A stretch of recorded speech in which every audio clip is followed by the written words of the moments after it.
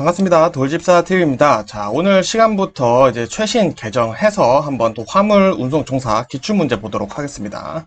자, 보건 문제이니까 같이 봐주시면 좋고요. 시험 문제에서는 조금 다르게 꼬아져서 나올 수 있기 때문에 내용을 이해해 주시는 게 상당히 중요합니다. 자, 첫 번째 문제 풀어보겠습니다. 원동기의 덮개가 운전실의 앞쪽에 나와 있는 트럭의 명칭은, 자, 문제만 봐서는 쉽게 상상이 안 갑니다. 그래서 요 내용이 지금 보니 트럭이라고 정답이 되어 있는데 그림 한번 보실게요. 자, 우리 요 트럭, 우리 서부 영화, 미국 영화 이런 시골 같은 데 보면 많이 나온 트럭이죠. 자, 요게 지금 원동기의 덮개가 운전실의 앞쪽에 나와 있는 트럭이다. 자, 요거를 설명해 주는 게 이제 보니 트럭이다. 요 모양 잘 기억해 주시면 아마 안 까먹으실 것 같습니다. 자, 다음 문제 보겠습니다. 수요와 공급의 시간적 간격을 조정함으로써 시간, 가격 조정에 관한 기능을 수행하여 경제활동의 안정과 촉진을 도모하는 용어는, 자, 핵심은 이거죠. 시간과 가격 조정에 관한 기능을 수행한다라는 게 핵심입니다. 그래서 이 내용은 바로 보관이 되겠다. 보관을 함으로써 이제 시간과 가격 조정에 관한 기능을 수행한다라고 보시면 되겠습니다. 자, 다음 문제. 자가용 트럭의 단점으로 볼 수 없는 것은, 자, 한번 보겠습니다. 이런 문제에서 우리가 문제 푸는 뉘앙스를 이해할 수가 있는데요. 1번부터 보면은, 자, 인적 투자가 필요하다. 자, 뭐가 필요하다고 하네요. 수송 능력에 한계가 있다. 설비 투자가 필요하다. 자, 1번부터 3번까지 내용을 보면은 뭔가 지금 내용, 이 자가용 트럭에 필요하거나 한계, 이런 단점들에서 대한 내용을 얘기를 하고 있죠. 자, 4번 보시면은 상거래에 기여한다라고 볼 수 있습니다. 자, 그러면은 1번, 2번, 3번은 단점, 뭐가 필요하고 한계가 있다, 이런 내용을 얘기를 하고 있는데 4번 보시면은 상거래에 기여한다, 긍정적인 얘기를 하고 있죠. 자, 이런 경우에 정답일 확률이 굉장히 높습니다. 내용을 이해하고 푸시면 좋겠지만 이런 경우에는 이렇게 찾아서 찍어보는 것도 정답일 확률이 굉장히 높다라는 거 말씀드리고 싶습니다. 그래서 정답은 4번. 자가용 트럭의 단점이라 볼 수 없고 장점이라고 볼 수 있겠죠. 자, 다음 문제 보겠습니다. 자동차를 양수한 자가 다시 3자에게 양도하려는 경우 절차에 대한 설명으로 틀린 것은, 자, 한번 보겠습니다. 자동차를 양수한 자가 다시 3자에게 양도하는 경우에는 양도 전에 자기 명의로 이전 등록해야 한다. 자, 이거 당연하겠죠. 자, 2번. 자동차를 양수한 자가 자기 명의로 이전 등록을 아니한 경우에는 그 양수인을 가름하여 양도자가 신청할 수 없다. 자, 이것도 1번과 같은 말을 하고 있는 거죠, 지금.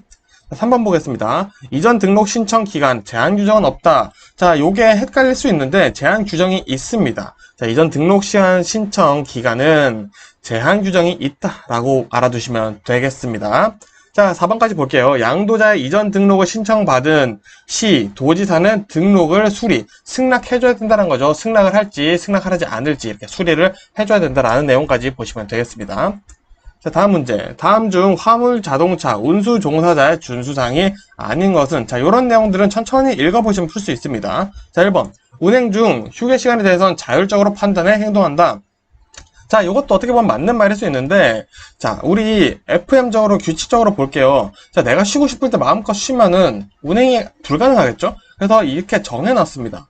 4시간 운행을 했을 때는 30분 휴식을 해야 한다라는 규칙이 정해져 있다는 거 알아두시면 충분히 풀 수 있고요. 자, 나머지 문제를 보셔도 문제를 풀 수 있어요. 자, 정당한 사유 없이 화물을 중도에 내리게 해서는 안 되겠죠. 그리고 화물의 운송을 거부해서도 안 됩니다. 정당한 사유 없이 말이죠. 자, 그리고 운행하기 전에 일상 점검 및 확인을 당연히 해줘야겠죠. 그래서 2번, 3번, 4번 같은 경우를 보셔서 요거는 맞는 내용 같은데 했을 때 남는 문제를 찍어주시는 것도 문제 풀이 요령이 되겠죠. 자, 다음 문제 보겠습니다. 운송 사업을 하는 자의 책임에 대한 설명으로 옳지 않은 것은, 자, 이렇게 정확히 무엇을 물어보는지 모르는 것 같은 문제는 읽어보아서 풀 수가 있습니다. 자, 1번. 화물의 멸실, 훼손, 인도의 지연으로 발생한 운송사업자의 손해배상 책임에 관해서는 상법을 준용한다. 자, 요거 같은 경우 좀 외워줘야겠네요. 우리 상법을 준용한다. 민법이랑 헷갈리시면 안 되고요. 자, 상법을 준용해서 적용한다라는 거 보시면 되겠고요. 자, 국토교통부 장관은 손해배상에 관하여 국토교통부령으로 정하는 바에 따라 조정할 수 있다. 자, 이것도 맞는 내용이고요. 3번 볼게요. 국토교통부 장관은 화주가 분쟁 요청을 요청하면 지체 없이 사실을 확인 후 조정안을 작성해야 된다. 즉, 분쟁 요청이 신청이 오면은 바로 처리해야 된다는 거죠. 자, 4번. 화물의 인도기한이 지난 후 100일 이내에 인도되지 않으면 화물은 멸실되는 것으로 본다. 자, 요거 같은 거 우리 숫자가 관련돼서 나온다. 그러면은 유의 깊게 봐주실 필요가 있습니다. 자, 100일 이내 맞는 것 같지만 정확히는 3개월 내로 되어 있다는 거 알아두시면 되고요. 이렇게 시험 문제에 숫자 해서 약간 애매하게 나온다 하면은 정답일 확률이 있으니까 같이 눈여겨봐 주시면 좋을 것 같습니다. 이 시험이야말로 문제 푸는 공부도 중요하지만 뉘앙스를 알아차리고 푸는 게 상당히 중요한 시험이라는 걸 계속 말씀드리고 싶은 겁니다. 자, 다음 문제. 화물 운송 사업의 운임 및 요금에 대한 설명으로 옳지 않은 것은, 자, 요거는 우리 정답만 보겠습니다. 외워야 되기 때문인데, 자, 4번. 벤형 특수 자동차를 사용하는 사업자는 운임 및 요금을 신고하지 않는다. 자, 신고해야 됩니다. 자, 즉 이게 무슨 말이냐? 자, 군한형 특수자동차를 쓰든 벤형 특수자동차를 쓰든 운임 및 요금은 꼭 신고를 해야 된다. 요 내용을 지금 알고 있냐라는 거죠. 1번 보실게요. 사업자는 운임 및 요금을 미리 국토교통부 장관에게 신고해야 한다. 자, 이렇게 되어 있죠? 자, 이 신고 내용은 국토교통부 장관이 정한다는 거죠. 그래서 운임 및 요금은 꼭 신고되어야 한다. 누구에게? 국토교통부 장관에게 신고되어야 된다라는 내용을 담고 있는 문제라는 거 보시면 되겠습니다. 자, 다음 문제. 운수사업자가 설립한 연합회 공제조합의 사업에 해당하지 않은 것은, 자, 이거 어렵죠? 이런 거는 외워지실 수밖에 없습니다. 정답 먼저 바로 보겠습니다. 정답은 2번인데요. 자, 화물자동차 운수사업의 건전한 발전과 운수사업자의 공동이익을 도모하는 사업. 자, 요거 같은 경우에는 우리 보겠습니다. 건전한 발전, 공동이익, 정확히 뭘 얘기를 하는지가 두리뭉실하잖아요. 운전자 휴식이 건전한 발전이냐? 꼭 그렇지 않을 수도 있겠죠. 자, 근데 우리 1번. 배상 책임, 적재물 배상에 관한 공제, 그리고 소유, 사용, 관리하는 동안 발생한 사고로 인한 손해에 대한 공제, 손실을 보내기 위한 공제. 자, 즉 1번과 3번과 4번은 우리가 숫자로 정의를 할 수가 있습니다. 정형화 시킬 수 있다라는 거죠. 자, 근데 2번 같은 경우는 정형화할 수 없어요. 자, 이렇게 정형화되지 않는 항목들은 누가 하냐? 협회가 한다. 그리고 숫자, 이런 배상, 손해, 이런 금액과 관련된 친구들은 누가 하냐? 자, 바로 공제조합이 한다. 요 개념을 잡아두시면 될 것 같습니다. 협회가 하는 일, 공제조합이 하는 일 구분해서 뉘앙스를 알아주시면 되겠습니다. 하나하나 다 외우는 것보다 협회는 뭔가 두리뭉실한 이런 건전한 발전, 공동이익 이런 것들을 추구를 하고 숫자, 금액, 배상, 손해 이런 것들은 공제조합이 하는구나 알아두시면 될 것 같습니다. 자, 다음 문제. 다음 중 화물자동차의 과적재를 방지할 수 있는 방법이 아닌 것은, 자, 이런 거 천천히 읽어보시면 돼요. 자, 1번. 과적재를 하지 않겠다는 운전자 의식 변화. 중요하죠? 자, 사업자와 화주와 간의 협력 체계를 추구. 자, 우리 이렇게 해서 과적재 하지 말자. 이렇게 서로 얘기를 하는 거죠. 자, 3번. 운송사업자의 과적재 운행 계획 수립. 자, 말이 안 되죠. 어불성설이죠. 지금 과적재를 방지하고자 하는 건데, 과적재 운행 계획을 수립한다? 자, 이건 이미 틀렸습니다. 뭔가 그럴듯해 보이지만, 정답이 절대 아니라는 거죠. 그리고 4번 보시면은 과속재고에 대한 운전자의 거절 의사 표시. 자, 1번, 2번, 4번이 너무 명확하게도 과속재를 방지할 수 있는 방법이기 때문에 3번을 풀어주셔도 되고요. 3번을 잘 읽어보셔도 이거 말이 안 되는 내용이네 하고 푸실 수도 있다라는 거죠. 자, 다음 문제 보겠습니다. 고객 의사항 확인 요구 물품에 해당하지 않는 것은, 자, 요 정도 외워주셔야겠습니다. 자, 먼저 중고 가전제품 및 AS용 물품, 이거 고객에게 한번 확인해주세요 라고 얘기를 해야 된다는 거죠. 자, 그리고 기계류 장비 및 중량 고가물로 10kg 초과 물품. 자, 10kg 초과 물품을 고객에게 확인받는다. 그럼 굉장히 까다롭겠죠. 10kg가 아니라 40kg의 기준이 있다라는 거, 그래서 알아두시면 됩니다. 정답 2번이 지금 틀린 내용이고요. 자, 그럼 고객에게 어떠한 유의사항을 확인해달라고 해야 되는지 볼게요. 포장 부실 물품 및 무포장 물품. 자, 이거는 심지어 우리가 인수 거부를 할 수 있는 사유도 된다는 거 알아두시면 되고요. 4번 파손 우려 물품 및 내용 검사가 부적당하다고 판단되는 부적한 물품. 마찬가지 인수 거부까지 해당될 수 있다. 라는 거 알아두시면 되겠습니다. 그래서 우리 40kg 초과되는 거는 고객에게 이거는 한 번 더 확인을 해주셔야 될 것 같습니다. 라고 말씀을 드릴 수 있다라는 거죠.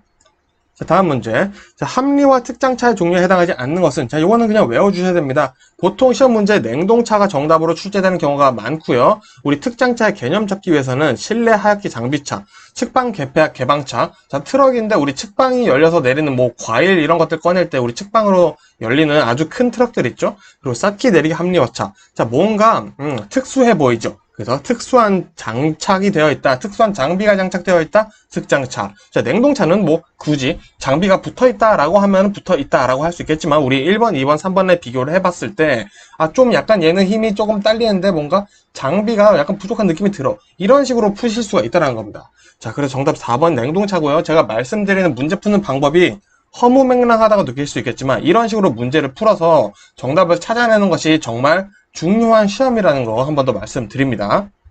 자, 다음 문제. 운전자 요인에 의한 교통사고 중 어느 과정의 결함으로 의한 사고가 절반 이상으로 가장 많은가? 자, 어떤 문제 때문에 사고가 제일 많이 일어나는가? 이걸 물어보는 거죠. 정답 보시면 인지 과정의 결함입니다. 즉, 이게 무슨 말이냐? 사람이 문제가 있다라는 거죠. 장비의 문제보단 보통 사고는 사람 때문에 생겨난다 라고 알아두시면 될 것 같습니다. 자, 다음 문제 보겠습니다. 물류관리의 기본 원칙 중 3S 1L 원칙에 대한 설명으로 3S가 아닌 것은? 자, 이거는 외워야겠죠? 자, 먼저 3S는 신속입니다. 스피드죠?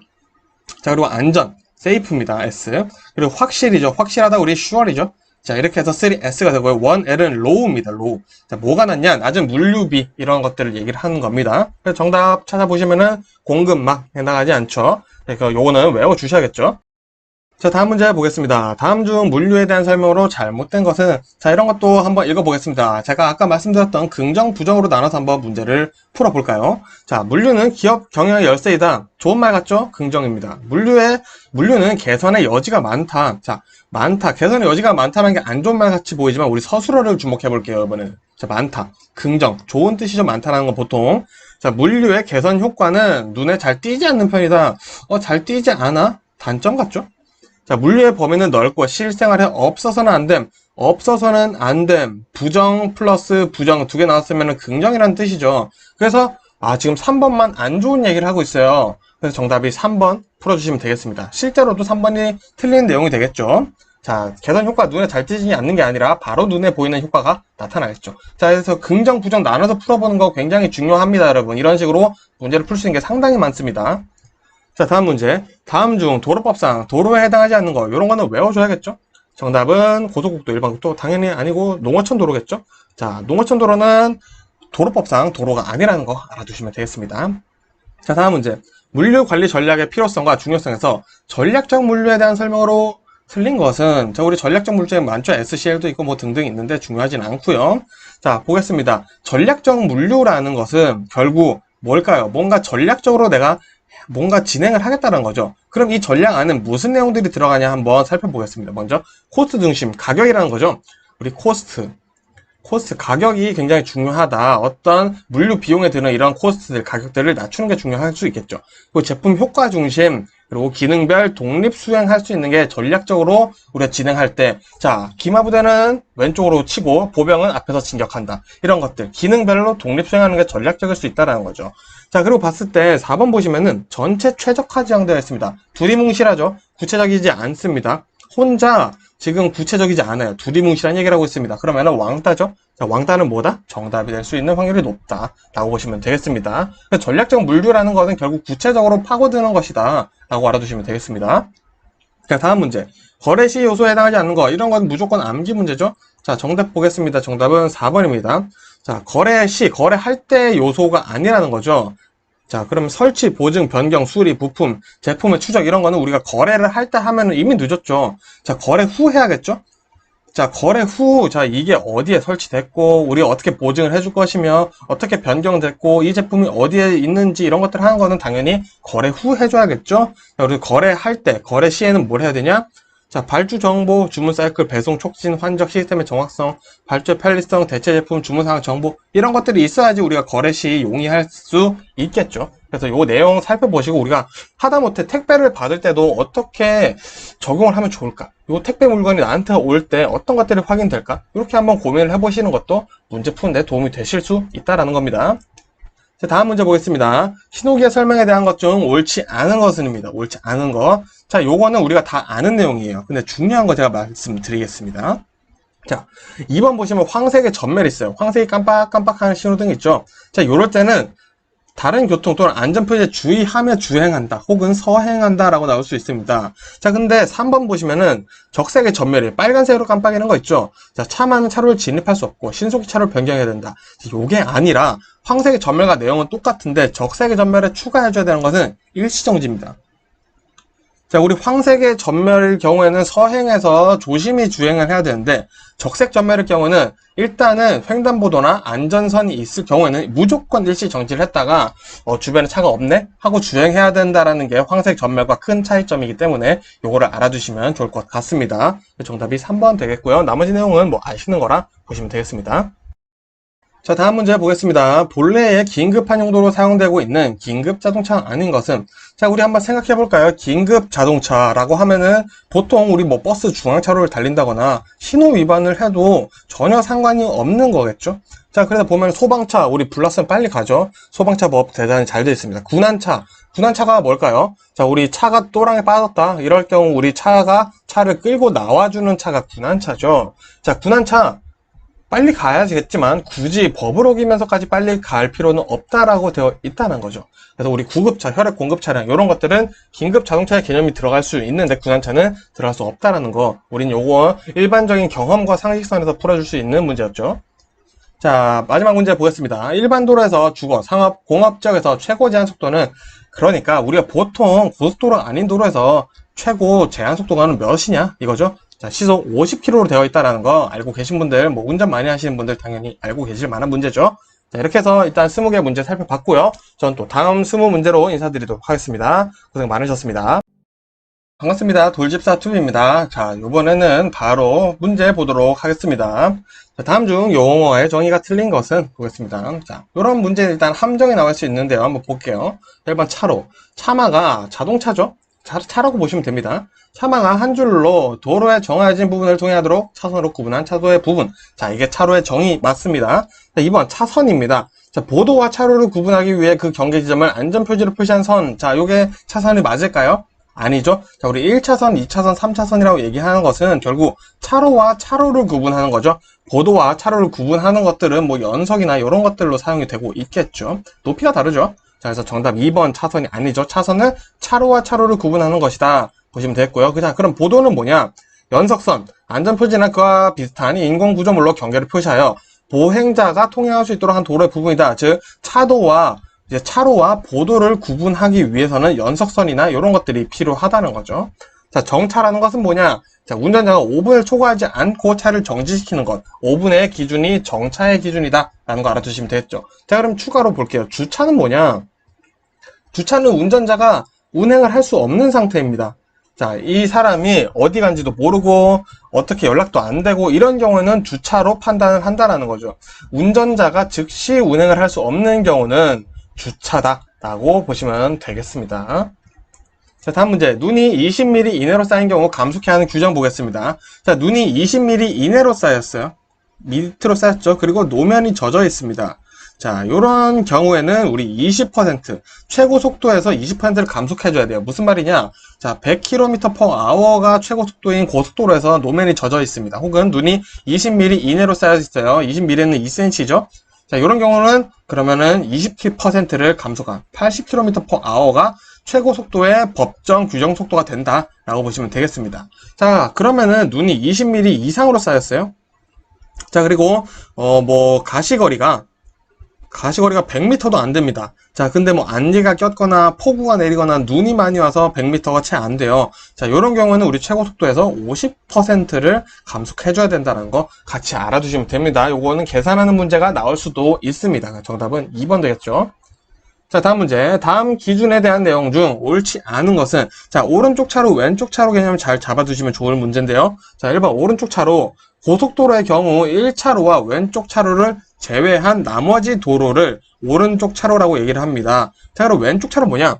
고속도로 외의 도로의 경우, 자, 차로를 반으로 나누어 1차로에 가까운 부분의 차로다. 자, 요거는 고속도로 외의 부분이라고도 되어 있는데, 고속도로에서도 마찬가지예요. 자, 우리 고속도로 이렇게 있으면은, 3차선 도로죠? 자, 그럼 여기는 우리가 앞지르기 차로죠. 앞지르기 차로입니다. 그래서 우린 여기는 왼쪽 차로라고도 해요. 자, 왼쪽 차로는 그래서 앞지르기가 가능하다. 자, 그럼 가운데는 우리 2차선이죠. 자, 2차선인데 개념이 1차선으로 들어갈 수도 있다라는 겁니다. 3차선 경우. 자, 그러면 여기 3차선 도로가 남았죠. 여기는 뭐냐? 그럼 여기가 오른쪽 차로라는 겁니다. 근데 만일에 4차선 도로예요? 그러면은 오른쪽 차로는 3차선과 4차선 두 개가 될 수 있다는 거죠. 이 부분이 이제 오른쪽 차로가 된다라는 개념 잡아주시면 됩니다. 자, 그럼 앞지르기는 뭐냐? 자, 앞지르기는 우리 아까 말씀드렸던 제일 1차선, 그냥 제일 왼쪽에 있는 차선이에요. 자, 근데 지금 내용 보시면은 오른쪽 바로 옆 차로가 되어 있죠? 오른쪽이 아니라 왼쪽입니다. 앞지르기는 왼쪽으로 해야 됩니다. 무조건. 오른쪽으로 하면은 안 됩니다. 그건 앞지르기가 아니에요. 정답은 3번 되겠죠. 자, 그래서 보시면 모든 차는 지정된 차로의 오른쪽에 있는 차로는 통행할 수 있다. 자, 이게 무슨 말이냐? 자, 우리 화물 트럭들 1차선 타면 안 된다 그러잖아요. 자, 그럼 1차선 옆에 있는 2차선은 되냐? 2차선은 된다라는 개념입니다. 그렇게만 잡아두시면 될 것 같습니다. 자, 다음 문제. 화물 자동차의 운행상 안전기준 중 옳지 않은 것은? 자, 여기 외워야 되는 내용들이 많습니다. 자, 1번. 적재 중량은 규정의 120%다. 자, 120%가 아니라 110%죠? 정답 1번이 틀린 내용이고요. 자, 2번도 보겠습니다. 길이는 자동차 길이의 10%를 더한 길이까지는 괜찮고요. 이륜차는 30cm 튀어나온 것까지 괜찮습니다. 요거 넘게 물건을 싣고 다니시는 분들 다 불법이 맞습니다. 자, 높이는 지면으로부터 4m입니다. 타이어 위로부터 4m 이런 것도 아니고요. 단 운행 안전하다라는 판단을 받은 경우에는 4.5m까지 가능하다라는 거 알아두시면 될 것 같고요. 자, 너비는 자동차 후사경, 백밀러죠. 후방이 가능한 정도면 뭐 상관이 없다라는 기준 알아두시면 되겠습니다. 자, 다음 문제. 과속사고의 성립 요건 중 운전자 과실로 인한 성립 요건이 아닌 것은? 자, 우리 어떤 사고든 음주운전 사고든 과속사고든 보통 세 가지로 나눠져요. 운전자 사고, 장소적 사고, 그리고 뭐 교통적 사고 뭐 이런 것들로 나눠지는데, 즉 운전자가 잘못했냐, 장소적 잘못한 게 맞냐, 어디 위에서 사고가 났냐, 이런 게 다 성립돼야지 이제 사고가 성립되었다라고 얘기를 할 수 있습니다. 운전자 과실이란 것은 운전자가 잘못한 기준이 맞냐, 요거죠. 1번 보겠습니다. 자, 제한속도 30km를 초과해서 인명피해를 입혔어요. 자, 이거는 운전자가 잘못한 게 맞겠죠. 그래서 요거는 성립 요건이 맞습니다. 자, 2번 볼게요. 제한속도를 20km 초과해서 대물피해만 입었어요. 요것도 사고 맞지 않아? 왜? 일단은 제한속도 20km를 초과하면은 과속사고 속도 기준에 성립됩니다. 자, 근데 중요한 건 대물피해만 입었어요. 대물피해만 입었다? 요거는 운전자 과실로 보지 않는다. 꼭 인명피해가 있었을 때 운전자 과실로 성립된다는 거 알아두시면 되겠습니다. 자, 그리고 3번, 4번 한 번 더 같이 볼게요. 자, 3번, 4번. 자, 비에 젖었어요. 자, 요 4번도 비에 젖었죠. 자, 그러면 우리 20%를 감속을 해줘야 되죠. 자, 그러면 64가 지금 기준입니다. 이것도 64가 지금 기준이 된 거예요. 비가 왔기 때문에. 자, 근데 85km로 주행을 했다. 자, 요거 지금 어떻게 됐죠? 20km 초과했죠. 20km 초과했어요. 그래서 요것도 지금 운전자 과실로 볼 수가 있겠죠, 사실. 자, 이것도 운전자 과실로 볼 수가 있습니다. 자, 4번 볼게요. 자, 64예요. 80km 했어요. 그럼 16km만 초과를 했죠. 이거는 그러면은 운전자 과실로 인한 성립 요건이 되지 않겠네요. 20km 이하잖아요. 그쵸? 자, 이런 식으로 문제가 나올 수도 있습니다. 그래서 이 문제에서는 정답이 2번과 4번 두 개가 될 수 있고요. 시험 문제에서는 당연히 문제 한 개만 선택하는 게 나오지만 이런 식으로 문제가 나올 수 있다는 걸 제가 한번 직접 만들어서 보여드린 거니까 이런 사항들은 운전자 과실에 해당할 수 않는구나, 해당할 수 없구나 알아두시면 되겠습니다. 자, 다음 문제. 중앙선 침범 사고에 해당하지 않는 것은? 자, 요것도 뉘앙스 자체를 보시면 돼요. 중앙선 침범 사고의 핵심은 자, 내가 일부러 그랬냐, 어쩔 수 없이 그랬냐 라는 겁니다. 자, 그래서 1번부터 보시면은 차체의 극일부가 중앙선을 침범했어요. 이거는 내가 의도한 건 아니지만 내가 한 거죠. 그래서 이거는 중앙선 침범 사고가 맞고요. 앞지르기 위해 중앙선 침범했다. 당연히 중앙범 사고죠. 그래서 3번 중앙분리대 울타리 철책 등을 넘었다. 이것도 당연히 중앙선 침범 사고죠. 그다음에 4번 보시면 불가항력적인, 내가 어쩔 수 없었어요. 잘 운행하고 있는데 뒷차가 나를 추돌을 해가지고 중앙선을 넘어가 버린 거예요. 이거는 중앙선 침범 사고가 아니다 라고 할 수 있는 거죠. 그래서 중앙선 침범 사고는 내가 일부러 그랬냐, 어쩔 수 없이 그랬냐, 이렇게 나눠서 보시면 되겠습니다. 자, 다음 문제. 앞지르기가 금지된 장소가 아닌 것은? 바로 보겠습니다. 자, 앞지르기는 교차로, 터널 위, 다리 위 이렇게 해서 앞지르기가 금지되어 있고요. 4번 보시면은 3차선 직진도로 앞지르기를 신나게 해주시면 되겠죠. 자, 다음 문제. 다음 중 서행하여야 하는 경우가 아닌 것은? 자, 이런 것들 한번 우리 상식선으로 읽어보시면 돼요. 자, 3번 볼까요? 길가나 건물이나 주차장 들어가서 도로에 진입하려는 경우, 자, 요거 서행하면 안 되죠. 우리 서행해서 천천히 들어가야 된다 생각하는데 그러면 오히려 더 사고 날 수 있습니다. 차가 이렇게 들어올 때 빨리 들어와 줘야지 오히려 사고가 안 나는 거죠. 자, 물론 차가 거의 다 들어왔는데 빨리 들어와 버리면 사고가 당연히 나겠죠. 상식선에서 생각을 해보시는 연습을 하는 게 굉장히 중요하다라는 거, 이런 문제로 연습을 해보시면 되겠습니다. 자, 다음 문제 보겠습니다. 화물자동차 운송사 허가를 받을 수 없는 설명으로 틀린 것은? 보겠습니다. 자, 틀린 것은이니까 한번 정답부터 볼게요. 정답은 1번인데요. 화물자동차 운수사법을 위반하여 징역 이상의 실형을 선고받고 집행이 끝나거나 면제 날부터 30개월이 이상하지 않은 것은 지나지 아니한 자. 자, 요거는 정해져 있습니다. 자, 잘못한 사람이 어쨌든 또 지금 허가를 받고 싶어 하는 거죠. 자, 이럴 경우는 2년은 지나야 된다. 24개월 혹은 2년으로 나올 수 있습니다. 자, 그리고 허가를 받을 수 없는 분들, 이제 피한정 후견인, 뭐 파산 선고 받고 복권되지 않은 자, 그리고 위반하여 운수사법을 위반하여 징역 이상의 실형을 받았거나 유예기간이 있는 자는 당연히 허가를 받을 수가 없겠죠. 자, 보겠습니다. 화물자동차의 유형별 기준 중 옳지 않은 것은 보겠습니다. 자, 요것도 한번 떠올려 보시면 좋을 것 같은데, 자, 먼저 덤프형은 늘 이런 식으로 표현이 돼요. 적재함을 기울여 중력에 의해 미끄러뜨리는 구조, 우리 덤프트럭이죠? 볼보 트럭 이런 것도 있죠. 덤프트럭이에요, 그냥 말 그대로. 그리고 벤형, 지붕 구조에 덮개가 있는 화물 운송형인 구조다. 이것도 말았다 보시면 되겠고요. 특수 용도형입니다. 자, 사고로 인해 운행이 어려운 장치를 분할가정한 구조. 자, 요거는 특수 자동차죠. 특수 자동차. 특수 용도형이랑 특수 자동차는 굉장히 다릅니다. 특수 용도형은 우리 특장차 이런 것들이 나올 수가 있겠죠. 1번 영상에서 나왔던 특장차가 있겠죠. 자, 특수 자동차. 그래서 이 특수 자동차는 지금 군한차에 대한 설명이죠. 자, 4번 일반형 보시면 보통의 화물 운송용으로 나오는 구조 맞다. 정답은 3번 되겠습니다. 자, 다음 문제 보겠습니다. 인수증에 대한 내용으로 옳지 않은 것은 보겠습니다. 자, 먼저 인수자 확인란에 수령이 누구인지 인수자가 자필로 적혀야 된다. 자, 자필로 적혀야 되는 이유가 뭐냐면은 물건을 받았다라는 증명이 되는 거예요. 그래서 자필로 적게 한다라는 게 굉장히 핵심이고요. 자, 2번 보시면 같은 곳에 여러 박스를 배송하는 경우 인수증에 반드시 실제 배달한 수량을 기재해 줘야겠죠. 자, 맞는 말이고요. 인수자가 서명을 하지 않은 경우 운전자가 서명해야 된다. 자, 1번 내용에는 지금 굉장히 상충적인 내용을 담고 있죠. 자, 이런 경우 당연히 안 되겠죠.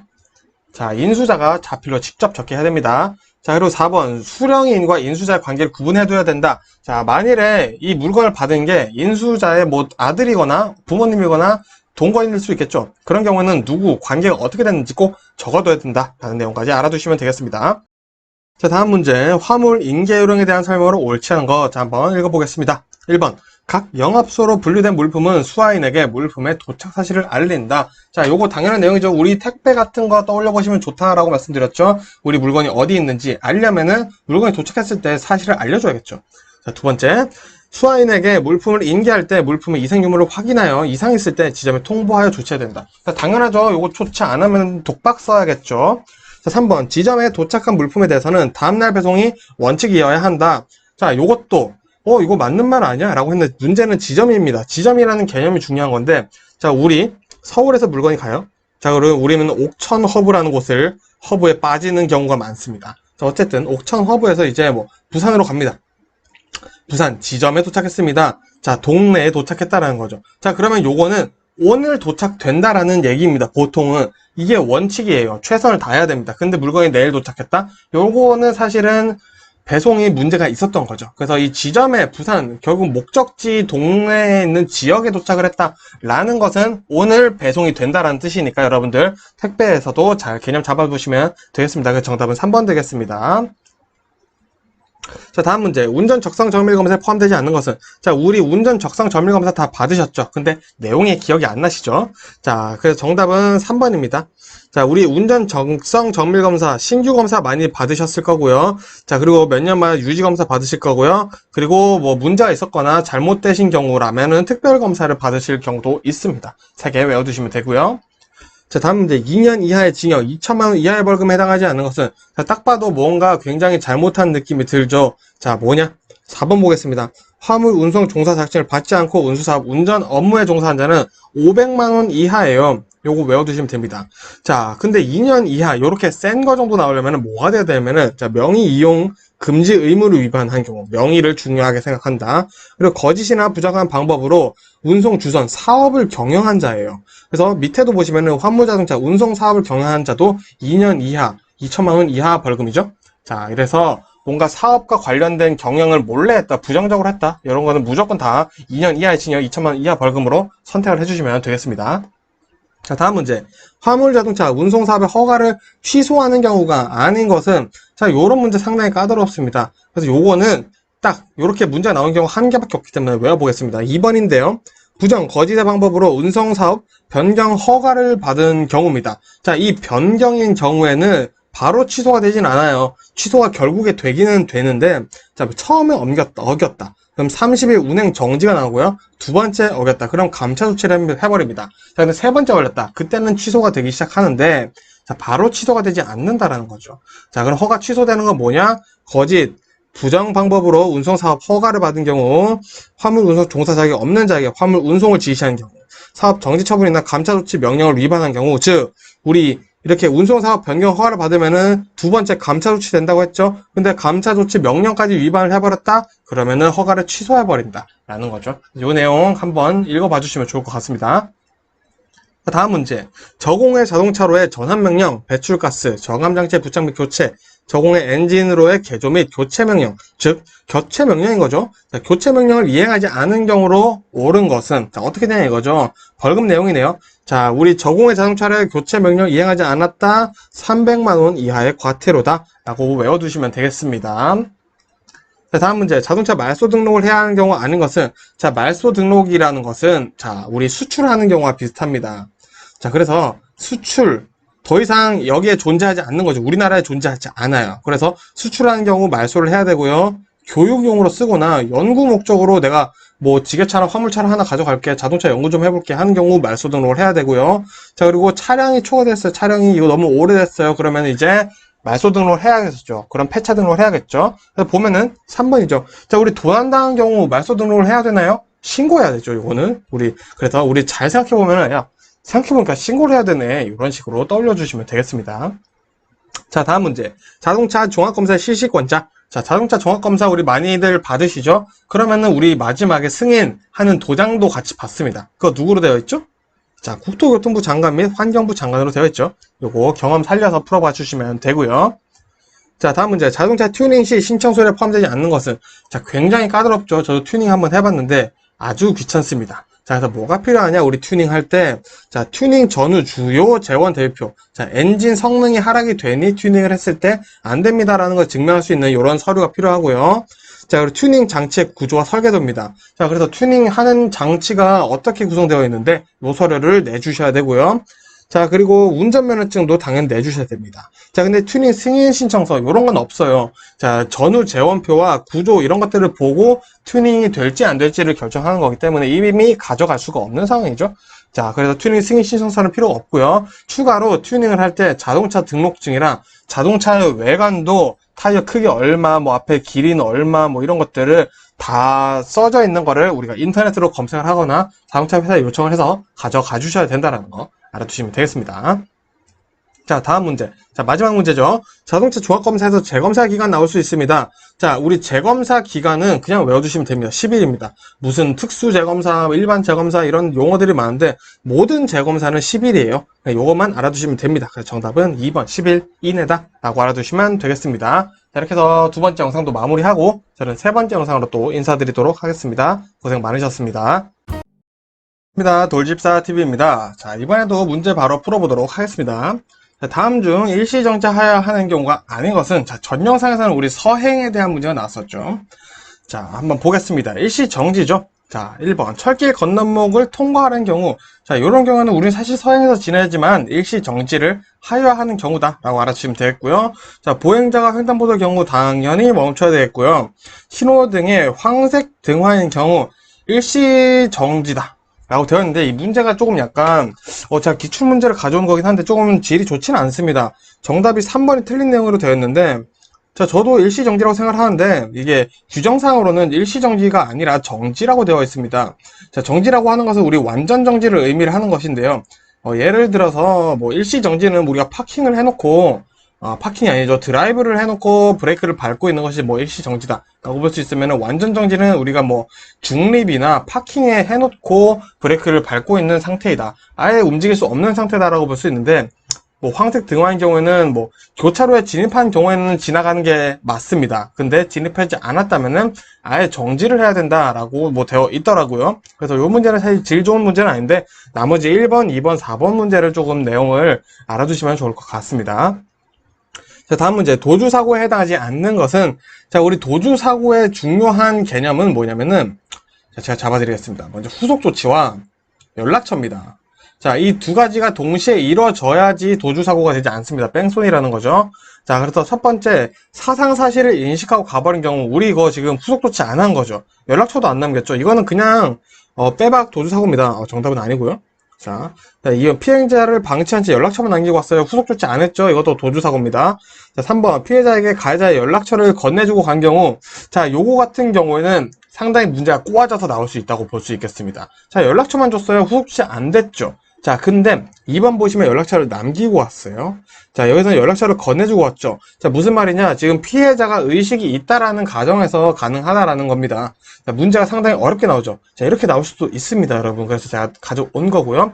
자, 그래서 3번은 후속 조치를 스스로 할 수 있는 상황이다, 피해자가. 라고 판단을 할 수 있는 거고요.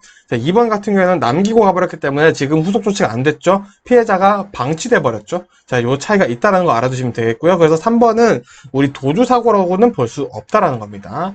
자, 그래서 추가로 보실 거는 이제 사고 사실 조작, 거짓 진술했다 도주사고로 해당된다 보시면 되겠습니다. 약간 까다롭게 꼬아져서 나온 문제 이 정도까지 나올 수 있습니다. 자, 다음 문제. 분실 사고의 내용으로 옳지 않은 것은, 자, 분실 사고는 말 그대로 분실입니다. 잃어버린 거죠. 왜 잃어버리냐? 이런 것들이 시험에 나옵니다. 자, 1번. 사고 위험이 있는 경우 안전박스나 별도로 적재하여 관리한다. 자, 안전박스라고 해서 뭔가 분실이 안 되는 안전을 지켜주는 건 아니죠. 물건을 지켜주는 거죠. 그래서 요거는 우리 파손사고 예방법입니다.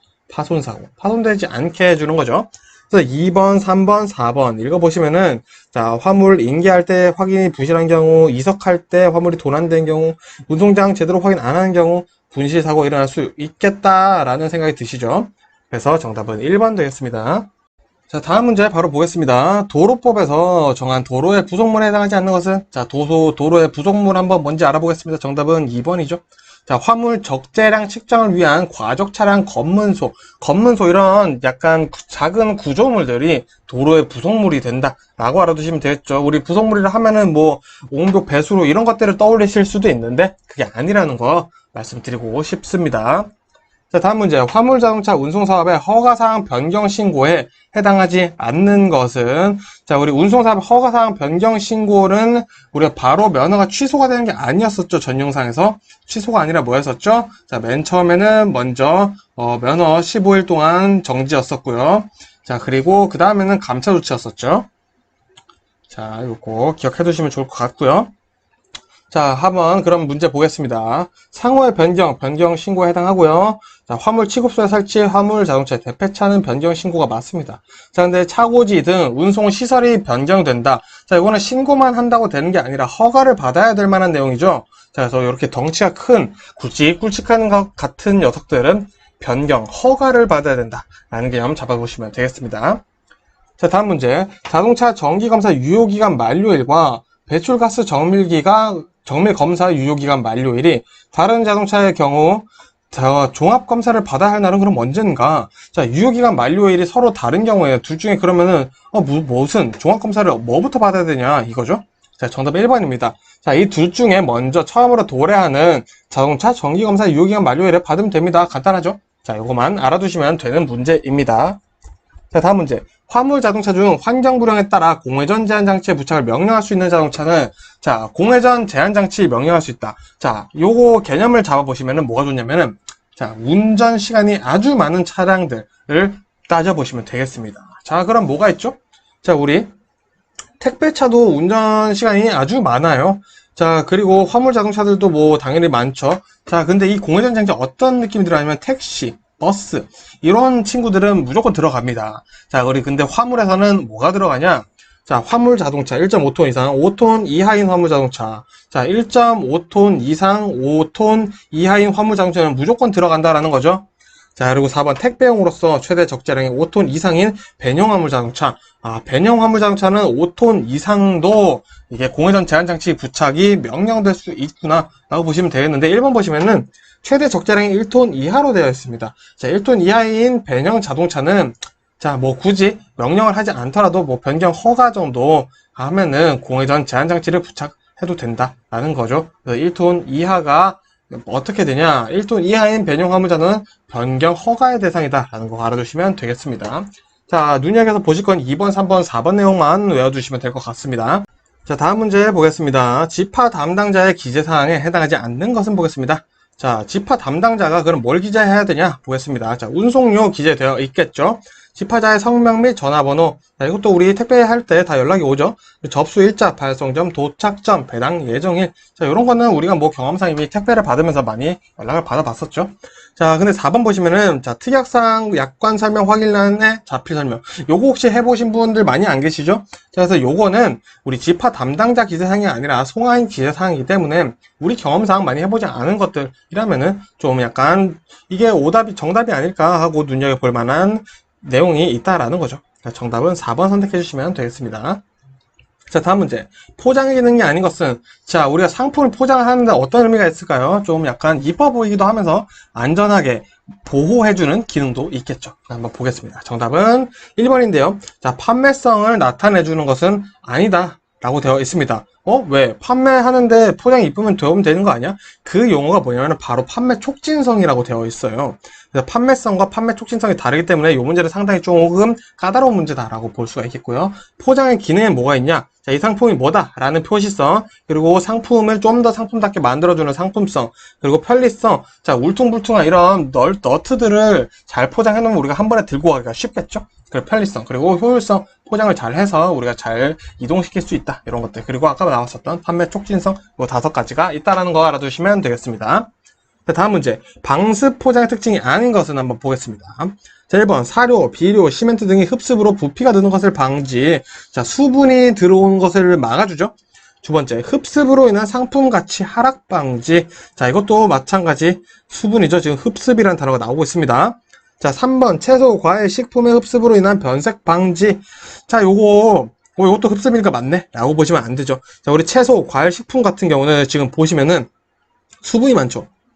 수분이 많아요. 그럼 이 친구들은 우리가 흡습이 중요한 게 아니라 탈습을 방지를 해줘야 된다라는 거죠.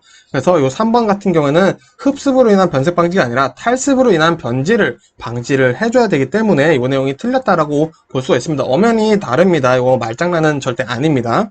4번까지 보시면 식료품, 화학제품은 부패 및 변질 방지를 위해 방습 포장을 한다 라고 알아두시면 되겠습니다.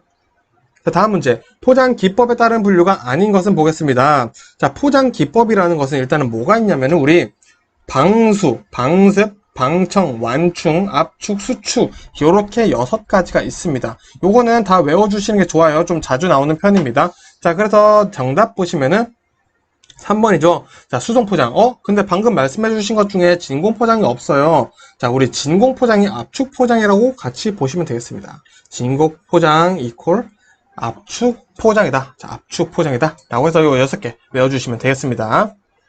자, 다음 문제. 슈링크 방식에 대한 설명 중 옳지 않은 것은, 자, 우리 슈링크 방식이라는 것은 요런 겁니다. 자, 요렇게 있어요. 자, 요게 터널이에요, 터널. 자, 컨베이어 벨트가 이렇게 이동을 합니다. 자, 그러면 이 터널을 지나면서, 자, 이 상품에 씌워져 있던 필름, 약간 필름 같은 플라스틱형 이런 코팅제가 지나면서 열을 받아가지고 딱 압축이 돼요. 요게 슈링크 방식이거든요. 그래서 요거를 이해하시고 한번 문제 볼게요. 자, 1번 통기성이 없다. 자, 통기성이 없겠죠. 꽉 잡아준다라고 여기서 열 처리를 해서 필름이 상품을 꽉 잡아주는 거예요. 거의 코팅을 하는 거죠. 자, 고열의 터널을 이용해 화물을 고정한다. 저것도 맞고요. 3번 열수축성 플라스틱 필름을 사용한다. 맞습니다. 4번 비용이 많이 들지 않는다. 자, 전혀 틀린 내용이죠. 자, 이렇게까지 하려면 딱 봐도 야, 이거 진짜 장난 아닌 기술이네 라고 보실 수가 있겠죠. 비용이 많이 들 수밖에 없겠죠. 자, 다음 문제. 화물의 포장이 부실하거나 불량한 경우 처리 방법이 아닌 것은 보겠습니다. 자, 이런 문제는 읽어보아서 풀 수가 있는 문제입니다. 자, 첫 번째. 고객에게 보강 포장하도록 양해를 구한다. 이거 고객 시켜도 돼? 당연하죠. 이 정도 권리는 당연히 있습니다. 자, 두 번째. 고객이 보강 포장을 거부하면 집화를 거절할 수 있다. 자, 이것도 인수 거절 사유에 해당됩니다. 자, 세 번째, 고객이 보강 포장을 거부할 경우 면책사항에 자필 사항을 받는다. 자, 보강 포장 해주세요 했는데 고객 됐어요 그냥 해주세요 그러면 책임 안 집니다. 여기 서명하세요. 이렇게 얘기를 한다라는 거죠. 자, 4번 포장비를 운송자가 부담한다. 자, 전혀 아니죠. 요거는 운송하시는 분들은 운송만 하면 되죠. 포장은 고객이 당연히 해야 되는 거 맞죠. 자, 다음 문제. 팔렛 붕괴 방지 요령 중 틀린 것은 팔레트. 팔레트 뭐 이런 식으로 나올 수가 있고요. 우리 밑에 나무 팔레트 뭐 플라스틱 팔레트에서 화물을 땅에 닿지 않게 해주는, 화물을 고정하기 위해서 사용해주는 받침대 같은 개념인 거죠. 자, 그래서 이 문제 한번 잘 외워보시면 좋을 것 같습니다. 자, 붕괴 방지 요령 중 틀린 것이에요. 자, 1번 보시면 화물이 얽히지 않게 사이사이 합판을 넣는다. 자, 그럼 화물 사이사이에 합판이 딱 되면 고정이 되겠죠. 자, 근데 이거는 붕괴 방지 요령이 아니라 틈을 메꾸는 거예요. 그래서 고정을 시켜주는 게 요 역할이다. 합판을 넣는다, 고정을 시켜준다, 틈을 메꾼다 라고 알아두시면 되고요. 붕괴 방지 요령 아니기 때문에 정답은 1번이 될 거고요. 자, 붕괴 방지는 어떻게 하냐 그러면은 먼저 간단하게 차량에 특수 장치를 설치를 하는 거예요. 화물이 이렇게 쌓였을 때 차량 안에 이 화물들을 눌러줄 수 있는 이런 프레스 같은 기구들을 설치를 해서 화물을 딱 잡아주는 장치를 설치한다거나 이렇게 해주는 방법도 있습니다. 그게 3번 내용이죠. 화물의 높이가 일정한 경우 화물을 누르는 장치, 특수한 장치를 지금 설치한 거죠. 4번 보시면 또 팔렛 화물 치수에 맞춰서 작은 칸으로 구분되는 장치를 설치한다. 자, 4cm짜리 화물이 있다. 자, 그러면은 딱 4cm짜리가 들어갈 만한 장치를 설치해서 여기다 넣어버리는 거죠. 그러면은 팔렛이 붕괴되지가 않겠죠. 그래서 1번 합판을 넣는다. 그리고 뭐 발포 스티판 뭐 이런 거나 이런 것들이 있는데 이런 것들 내용이 나온다. 그러면은 틈 메꾸기다 라고 알아두시면 되겠습니다. 팔렛 사이에 이격되는 부분들을 없애주는 방법이다 라고 알아두시면 되겠습니다. 자, 다음 문제 보겠습니다. 주연 어프 방식의 설명으로 옳지 않은 것은, 자, 주연 어프 방식 문제 풀면서 설명드리도록 하겠습니다. 자, 1번 팔렛의 가장자리를 높게 하여 안쪽으로 화물이 기울게 한다. 자, 이게 주연 어프 방식의 정석인데요. 정의죠. 자, 화물들이 이렇게 있습니다. 자, 그럼 화물들이 이렇게 쌓였으면은 화물들을 안쪽으로 약간 비스듬히 쌓는 거예요.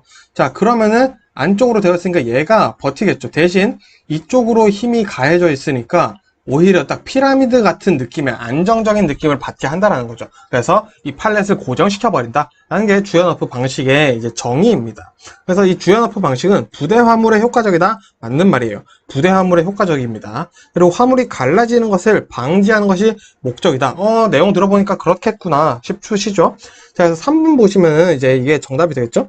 팔렛과 화물 사이에 풀을 붙인다. 자, 요거는 풀 붙이기 방식이라고 존재합니다. 바닥 부분이나 팔렛, 화물 사이에 풀을 붙여서 이제 아예 고정시켜버리는 거죠. 자, 그럼 풀을 붙이면은 딱 봐도 단단하겠다는 느낌을 주죠. 대신 단점이 있습니다. 자, 이 단점도 기억해 주시면 되는데, 자, 물건을 뗄 때 뜯어질 수가 있겠죠. 풀로 붙였으니까. 요거를 유의해줘야 된다는 단점이 시험 문제에 나오고 있으니까 같이 이해해 주시면 되겠습니다.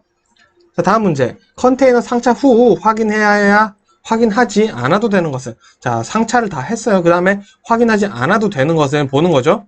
자, 1번 도착 시간과 도착 장소를 다시 체크한다. 자, 요거 우리 상차 전에 하는 건데 다시 체크합니다. 상차 후에. 자, 두 번째 해당 게이트에서 전산 정리를 한다. 요거 상차 후에 하는 거 맞습니다. 자, 3번 배차기로부터 도착 시간과 상차지를 안내받는다. 이미 상차 다 했는데 받아버리면 안 되죠? 그럼 요거는 언제 한다? 상차 전에 해야 되는 게 맞죠? 자, 그래서 상차 후 확인하지 않아도 되는 것이라고 하면은 상차 후 확인하는 게 아니라는 거니까 정답 3번이 되겠죠. 자, 그리고 상차 후 한 번 더 볼게요. 자, 실중량이 무겁다고 판단될 시 관련 부서의 운송 여부를 확인한다. 자, 요거죠. 내가 상차를 다 해보니까 이거 너무 무거운 것 같은데? 이거 진짜 운송하는 거 맞아? 하고 한 번 더 확인을 해봐야 된다. 라는 내용이 담겨져 있습니다. 자, 다음 문제. 고속도로 운행제한 차량이 아닌 것은, 자, 이것도 간단하게 외워보겠습니다. 1번, 차량 총중량이 50톤을 초과한다. 자, 50톤을 초과하면은 당연히 운행 제한이 되는데, 자, 40톤 초과 기준이라는 거 알아두시면 되겠습니다. 자, 40톤 초과한다, 운행 제한된다. 자, 그리고 차량의 축하종 10톤 초과된다, 운행 제한되고요. 그리고 적재물 포함한 차량 길이가 16.7m가 초과되면 안 됩니다. 이 이하여야 된다라는 거예요. 자, 그리고 적재물을 포함한 차량의 폭이 2.5m 초과되면 안 된다. 자, 라고 알아두시면 되겠습니다. 자, 다음 문제. 고속도로 운행 제한 높이 기준으로 옳은 것은, 자, 요거는, 자, 3번이죠. 자, 적재물을 포함한 차량의 높이가 4.2m입니다. 자, 4.2m까지 되는데, 자, 이 문제 같은 경우에는 좀 문제가 질이 좋지는 않습니다. 자, 원래는 차량의 높이가 4m까지가 규정이죠. 자, 근데 안전 적합 판정을 받은 경우에는 4.2m까지 된다라는 거 제가 말씀을 드리고 싶고요. 제가 뭐 첫 번째 영상에서 4.5m라고 말씀드렸는데, 자, 4.5m가 아니라 4.2m라는 거 공부하시면서 헷갈리지 않으셨으면 좋겠습니다. 그래서 정답은 3번이 일단은 된다라고 치고 1번도 정답이 될 수 있다라는 거 알아두시면 되겠습니다. 자, 마지막 문제 보겠습니다. 다음 중 오손 사고의 원인에 해당하지 않는 것은, 자, 오손 사고라고 하는 것은 더러워진 거죠. 자, 더러워질 만한 이유들 한번 찾아보도록 하겠습니다. 자, 1번. 화물을 함부로 던지거나 바로 차면은 어떻게 되죠? 파손되죠? 이거는 파손 사고의 원인이고요. 김치, 젓갈, 한약 등의 포장이 미비한 경우 터져버렸어요. 그러면 더러워진 거 맞죠? 자, 이게 오손 사고의 원인이 맞겠구나 라고 보시면 되겠습니다. 자, 나머지도 볼게요. 화물을 적재할 때 무분별하게 적재한 경우 이것도 파손에 될 이유가 되겠죠? 자, 4번. 차량의 상하차 시 컨베이어 벨트에서 화물이 떨어져 파손된 경우. 자, 여기는 대놓고 나왔네요. 파손된 경우는 파손사고죠. 자, 그래서 오손사고, 파손사고, 분실사고에 대한 개념들도 잘 잡아보시면 좋을 것 같고요. 자, 저는 영상 여기서 마무리하고 또 다음 영상으로 인사드리도록 하겠습니다. 반갑습니다. 돌집사TV입니다. 자, 이번 시간에도 수능 문제 한번 보도록 하겠습니다. 첫 번째 문제, 트레일러 종류가 아닌 것은 되어 있습니다. 자, 우리 공부하시다 보면은 풀 트레일러랑 폴 트레일러라는 단어가 많이 나오죠, 일단은. 자, 일단 트레일러의 가장 대표적인 두 가지라고 보시면 되겠고요. 그 다음에 이제 돌리라는 친구가 있습니다. 자, 그래서 트레일러 종류 아닌 것은 4번, 트레일러 견인 자동차. 자, 말 그대로 이거는 트레일러를 견인해주는 자동차라고 보시면 되는데요. 자, 그래서 돌리에 대한 이해를 한번 해보겠습니다. 자, 돌리, 우리 뒤에 연결해서 해주는 부분, 여기를 돌리라고 얘기를 하는데, 우리 트레일러 종류에서는 이 전체를 돌리라고 얘기를 합니다. 자, 그래서 여기에 위에 뭔가 새로운 걸 또 올려서 운행할 수가 있겠죠? 자, 그래서 돌리가 있다라는 거 알아두시면 될 것 같고요. 자, 다음 문제. 자동차 관리 법령상 화물 자동차가 아닌 것입니다. 자, 우리 화물 자동차 하면 제일 먼저 나오는 게 보통 덤프예요. 덤프 트럭 생각하시면 된다고 했죠? 자, 그리고 벤형도 많이 나옵니다.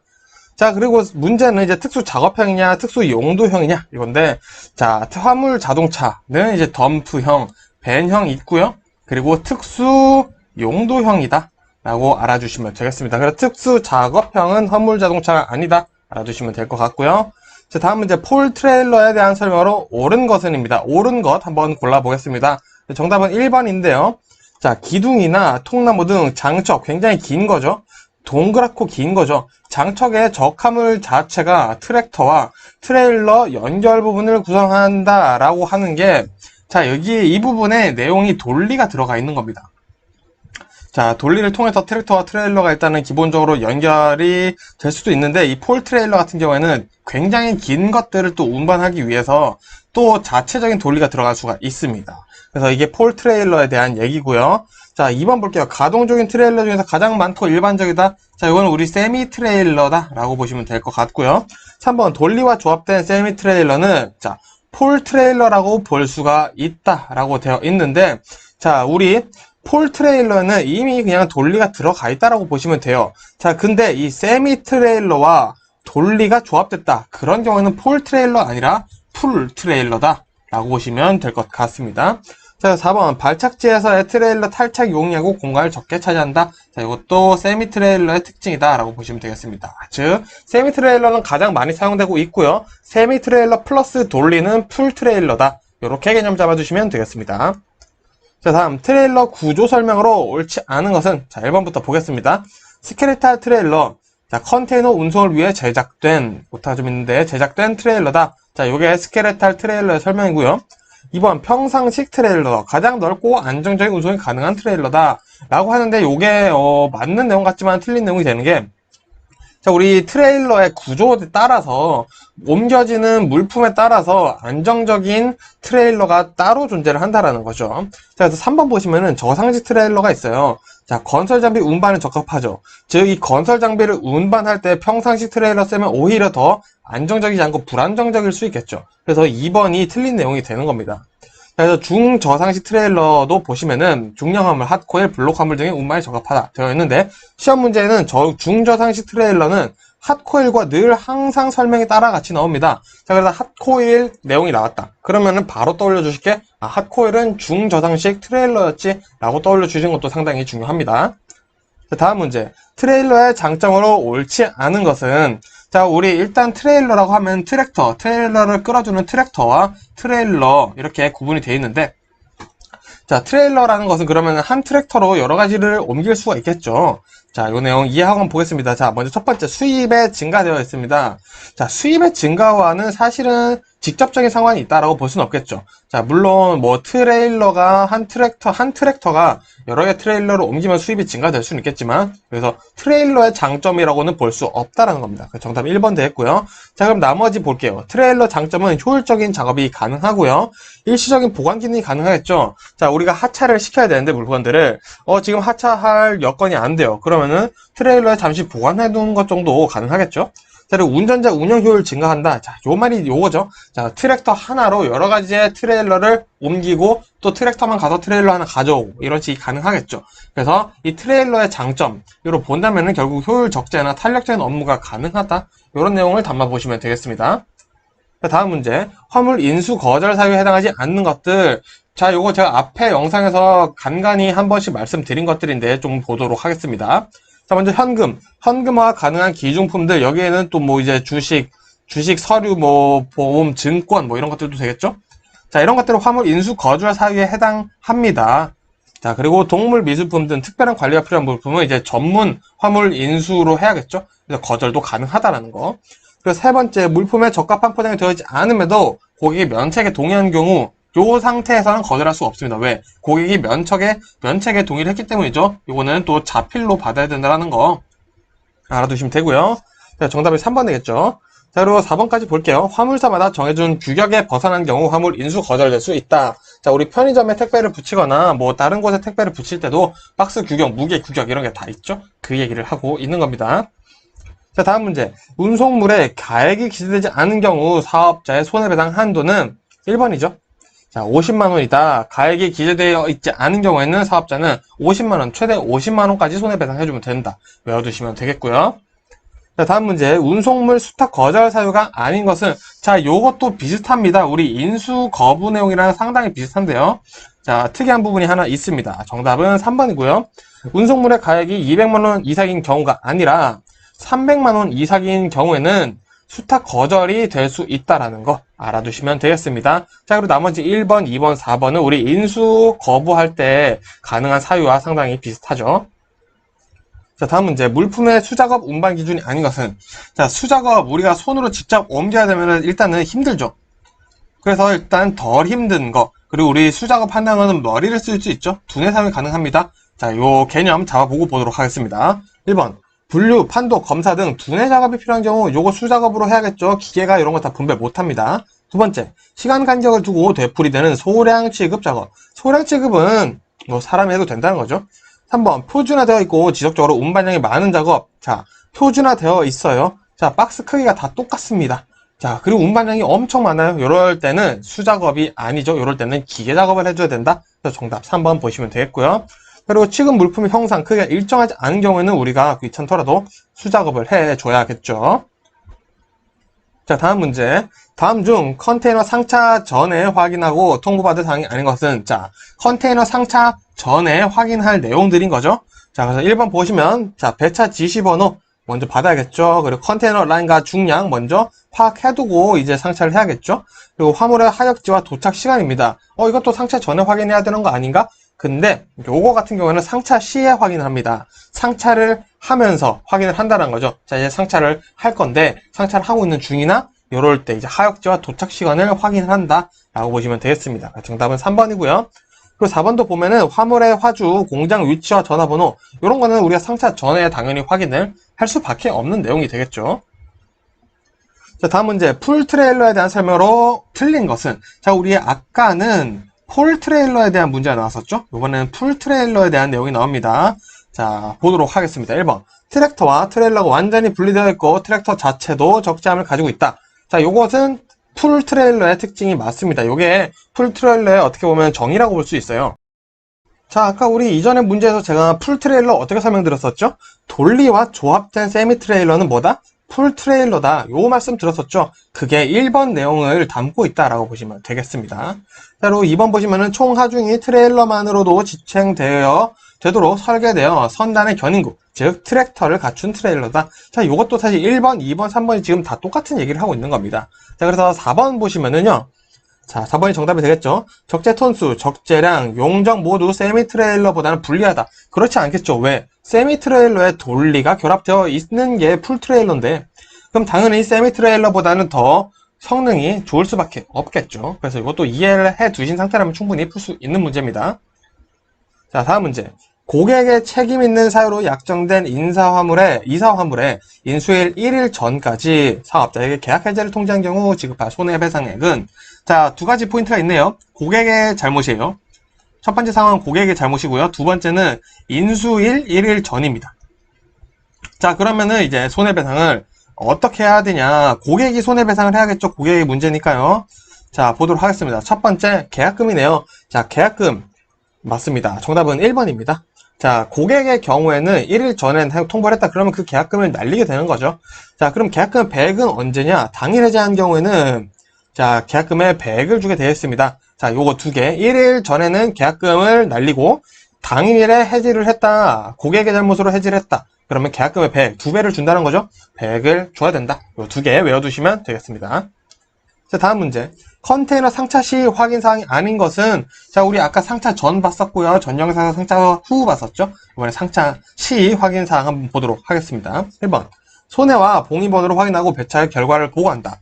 자, 요런 박스들의 손해, 화물의 손해 이런 것들은 우리가 상차를 하면서 확인이 또 되겠죠. 요거를 배차의 결과를 보고를 해주는 거고요. 자, 두 번째. 안전하게 상차를 하였는지 확인한다. 이것도 마찬가지겠죠. 상차 후 확인할 수도 있는 거지만 이 개념 자체가 상차 시에 들어간다라는 거 알아두시면 좋을 것 같고요. 세 번째, 배차계로부터 컨테이너 중량을 통보받는다. 자, 요거는 상차 전이죠. 왜? 우리가 화물을 실으려면 무거운 거는 우리가 안쪽부터 밑에부터 적재를 해야 되죠. 그러다 보니까 중량을 당연히 알아야지 우리가 상차를 할 수가 있겠죠. 이 개념 잡아두시면 문제 풀 수 있겠습니다. 자, 4번까지 볼게요. 다른 라인의 컨테이너 상차가 어려울 경우 배차계에 통보한다. 자, 상차 이렇게 하라고 해서 했는데 하다 보니까 좀 안 되네. 어떻게 하지? 하고 배차계한테 통보를 해야 된다라는 내용이 담겨 있는 거죠. 자, 다음 문제 보겠습니다. 이사 화물 훼손에 대한 사업자의 손해배상 책임 소멸 기한은, 자, 우리 이런 거 알아두시면 좋죠. 우리 이사 많이들 하시죠? 자, 요런 거는 30일이다. 정답 4번 되겠습니다. 화물을 인도받은 날로부터 30일 이내에 사업자는 손해배상을 해야 한다. 요 안에 얘기를 해줘야 된다라는 거죠. 알아두시면 되겠습니다. 자, 다음 문제. 컨테이너 상하차 시 주의사항이 아닌 것은, 자, 상하차 시, 어떻게 보면은 상차 후 이제 하차까지의 과정이 필요한 거죠. 자, 그래서 내용 보면 1번. 화물의 내용을 잘 숙지하고 있는지, 잘 숙지하고 당연히 있어야겠죠? 두 번째, 위험물 표시가 잘 되어 있는지, 자, 상차하는 사람 따로 있고 하차하는 사람 따로 있죠. 그래서 위험물 표시 잘 구분되어 있어야겠죠. 세 번째, 지주, 끈, 결박에 필요한 도구가 준비되어 있는지 굉장히 중요한 부분 아닐 수 없고요. 네 번째, 독극물이 담긴 화물이 쏟아진 경우 대피할 수 있는지, 이것도 맞는 거 아니야? 하는데 정답이 4번이에요. 왜 이 내용이 틀렸냐? 여기서는 정확하게 대피해선 안 됩니다. 담당자, 책임자가 조치를 해야 돼요. 그래서 조치할 수 있는지, 자, 독극물이 쏟아졌어. 자, 그러면은 이제 조치를 해야겠죠. 조치를 위한 도구들이 잘 챙겨져 있는지 요거를 확인해줘야 된다라는 내용이 담겨 있습니다. 그래서 이런 문제 내가 아는 것 같아. 이거 확실한 것 같아. 해도 한 번 정도 다시 읽어보시는 연습이 필요할 것 같습니다. 자, 다음 문제. 시력 기준에 대한 설명 중 옳지 않은 것은, 자, 일종 운전면허는 두 눈을 동시에 뜬 시력이 0.8 이상이다. 자, 요거 맞는 내용이고요. 외워주시면 됩니다. 두 번째, 제1종 운전면허. 두 눈의 시력은 각각 0.6 이상이어야 한다. 자, 맞습니다. 자, 제1종 운전면허는, 자, 두 눈에 동시에 뜬 시력 0.8 이상, 그리고 각각 시력은 0.6이 아니라, 자, 0.5죠. 자, 사실은 이번 내용이 틀린 거죠. 자, 두 눈의 시력은 각각 0.5 이상이어야 되고요. 두 눈의 평균 시력이 0.8 이상이어야 된다. 요거 잘 알고 계시라는 개념으로서, 자, 한번 더 확실하게 말씀드리고 있습니다. 자, 그럼 2종까지 한번 볼게요. 자, 2종 운전면허는 두 눈을 동시에 뜬 시력이 0.5 이상이다. 자, 알아두시고요. 제 2종 운전면허는 한쪽 눈을 보지 못한 경우 다른 눈은 0.6 이상이어야 한다. 라고 되어 있는 거 알아두시면 되겠습니다. 자, 다음 문제. 교통사고의 요인에 해당하지 않는 것 보겠습니다. 자, 요인이 굉장히 많겠죠? 자, 1번 외부 요인, 환경 요인, 도로 요인, 인적 요인 이렇게 있는데 정답은 1번이죠. 자, 외부 요인은 일단 존재하지가 않습니다. 자, 그럼 교통사고 요인 4가지 뭐냐? 첫 번째 환경이죠. 그리고 두 번째 도로 요인 있고요. 그 다음에 인적 요인, 사람이죠. 사람 요인 있고 그 다음에 자동차 등장해야겠죠. 차량 요인 이렇게 4가지가 교통사고 요인에 해당한다. 외워주시면 될 것 같습니다. 자, 다음 문제. 직접적 요인에 해당하는 것은, 자, 이 직접적 요인도 교통사고와 관련된 문제인 거죠. 그래서 교통사고에 가장 큰 중대한 역할을 미치는 결정적인 역할이 뭐였냐? 이걸 물어보는 겁니다. 그래서 보시면은 정답은 2번 되겠습니다. 자, 운전조작의 미흡, 실수. 결국에는 내가 핸들을 잘못 돌려서 엑셀을 잘못 밟아서 사고가 난다라는 거죠. 자, 그럼 왜 일어나냐? 심신 상태가 안 좋거나 음주 과로 이런 것 때문에 이러한 조작 실수가 일어날 수 있겠죠. 그래서 이 직접적 요인을 가능하게 해주는 것을 중간적 요인이라고 합니다. 자, 추가로 4번 보시면 운전자 안전지식 부족이에요. 자, 요거는 약간 미비합니다. 직접적 요인과는 큰 상관은 없지만 영향이 없지가 않죠. 자, 이런 친구들은 우리가 간접적 요인이라는 뉘앙스를 잡고 있어요. 그래서 우리 직접적 요인, 간접적 요인, 중간적 요인이 어떤 뉘앙스구나 요거를 알아두시는 게 상당히 중요합니다. 보기가 다르게 나오는 경우가 상당히 많기 때문에 요거 자체만 외우시기보다도 이 요인에 대한 개념을 잡아두시는 게 상당히 중요합니다. 자, 다음 문제. 사고의 원인 분류 중 해당하지 않는 것은, 자, 이거는 마찬가지 교통사고죠. 사고의 원인 분류 중 해당하지 않는 것은 지금 상당히 많이 헷갈리실 수가 있습니다. 자, 근데 보시면은 정답 4번이죠. 자, 우리 먼저 간접적, 직접적, 중간적 요인은 우리 교통사고에서 아까 당장 사고를 일으키는 세 가지 요인들을 봤었죠. 자, 근데 아까 환경적 요인은 말 그대로 교통사고의 요인이에요. 말 그대로 요인 중에 하나입니다. 자, 그래서 환경, 그리고 도로, 차량, 인적 요인이 있었죠. 그래서 요 네 가지 때문에 사고가 일어날 수 있다라는 거고요. 이 간접적, 직접적, 중간적 요인은 결국에는 인적 문제 때문에, 사람 문제 때문에 발생하는 교통사고라는 거죠. 그래서 이렇게 세분화되어서 나올 수 있는 게 섞일 수 있으니 개념 잘 잡아보시면 될 것 같습니다. 자, 끝으로 마지막 문제 보겠습니다. 피로와 교통사고의 설명 중 옳지 않은 것은, 자, 이런 문제 한번 읽어보면 풀 수 있습니다. 1번, 무리한 운전은 만성피로를 초래할 수 있다. 당연히 그렇겠죠? 두 번째, 피로는 교통사고의 중간적 요인이라고 할 수 있다. 자, 어떨까요? 중간적 요인이라 할 수 있을까요? 자, 요거 같은 경우에는 애매합니다. 그래서 여러분들이 한 번 더 개념 잡아보시라고 제가 넣어봤는데, 자, 이거는 틀린 내용이에요. 자, 우리 피로라는 것은 결국 말 그대로 몸이 피곤한 거죠. 그래서 간접적 요인이에요. 내가 몸이 뭐 어느 정도 피곤한지는 뭐 사람마다 다르겠지만 몸이 조금 피곤하다고 해서 사고의 직접적인 요인이 될 수는 없겠죠. 자, 근데 이렇게 피곤한 것 때문에 사고가 일어날 수 있다? 직접적 요인이라고 볼 수 있습니다. 자, 뒤로 돌아가 볼게요. 자, 우리 아까 중간적 요인 뭐 있었죠? 심신 상태 음주 과로 있죠. 자, 이거는 당장 내 정신적인 문제가 있고 음주 과로하면은 이게 피로라고 볼 수 있지만 이것은 약간 과학적인 문제라고 볼 수 있는 거죠. 음주 사고, 그리고 과로로 인한 사고, 이렇게 볼 수가 있는 거죠. 근데 우리가 간접적 요인 보면은 안전 지식 부족, 이런 것처럼 당장 크게 문제가 되진 않을 수 있지만 결국엔 이런 것들이 언젠가 사고를 가져올 수 있다는 개념이 되는 거죠. 그래서 마찬가지 피로는 교통사고의 중간적 요인이라고 볼 수 있다 라는 정도로 이해를 해주시면 됩니다. 자, 여기서 지금 개념 정확히 안 잡히시는 분들 계실 텐데 사실 저도 그렇습니다. 이 피로와 과로가 도대체 뭐가 다른가 할 수 있는데 피로는 그래도 간접적이다, 과로는 중간적 요인이다. 요렇게 요 두 개 헷갈리실 수 있으니 차이 구분 지어서 외워보시면 좋을 것 같습니다. 자, 이렇게 해서 마지막 문제까지 봤고요. 저는 또 다음 영상으로 인사드리도록 하겠습니다. 고생 많으셨습니다. 반갑습니다. 돌집사TV입니다. 자, 이번 시간에도 바로 문제 보도록 하겠습니다. 첫 번째 문제, 음주운전 사고의 내용으로 옳지 않은 것은, 자, 음주운전 내용입니다. 자, 1번부터 볼게요. 대항차의 전조등에 의해 발생하는 눈부심은 사고를 유발한다. 자, 즉 음주운전 사고에 대해서 묻고 있습니다. 자, 근데 대항차의 전조등에 의해 사고는 결국 음주운전 때문에 일어난 것은 아니죠. 그래서 요거는 현혹 현상 때문에 일어난다고 볼 수 있습니다. 자, 그래서 정답이 바로 나왔네요. 정답은 1번이죠. 자, 그러면은 뭐 2번, 3번, 4번 내용 보니까 뭐 충돌 가능성이 높고 인지 운전사고 실수 야기, 그리고 음주운전을 위한 사고는 치사를 높일 수 있다. 자, 요거 우리 음주운전 얘기 맞죠? 그래서 이런 문제는 사실 간단하게 풀 수 있습니다. 다음 문제, ABS는 다음 중 어떤 장치에 해당하는가? 자, 요거 간단히 쉽죠? 우리 요거는 이제 제동장치라고 볼 수 있겠습니다. 자, 우리가 보통 브레이크를 밟으면 핸들이 돌아가지 않아요. 자, 근데 이 ABS는 브레이크를 밟은 상태로 이제 스티어링 휠, 핸들을 돌릴 수 있다 라는 그 내용 되겠죠. 자, 다음 문제, 어린이 교통사고의 특징으로 옳지 않은 것은, 자, 이런 거 받으시면 좋습니다. 1번부터 볼게요. 나이가 어릴수록 교통사고 확률이 높다. 자, 어떨까요? 그렇겠죠. 자, 2번 보행 중 차에 부딪혀 사망을 하고 가장 많다. 자, 그렇겠죠. 자, 3번 사상자는 주로 오전 등교 시간이 더 많은 편이다. 자, 요게 맞는 말 같은데 반대입니다. 자, 오전 등교 시간이 아니라 오후 퇴근 시간, 학교 시간 뭐 이런 식으로 됩니다. 자, 어른들이 많아지니까 차가 더 많아지죠. 그러다 보니까 사고도 많아진다라는 겁니다. 4번까지 보시면 보행사고는 어린 투행이 가장 많은 곳에 자주 발생한다. 너무나도 당연한 내용을 얘기를 하고 있습니다. 자, 다음 문제. 교통약자의 특성으로 옳지 않은 것은? 입니다. 자, 먼저 교통약자 하면은 우리는 한 가지만 떠올리시면 안 됩니다. 자, 먼저 이제 노약자가 있고요. 노약자가 있다. 자, 그리고 어린이가 있죠.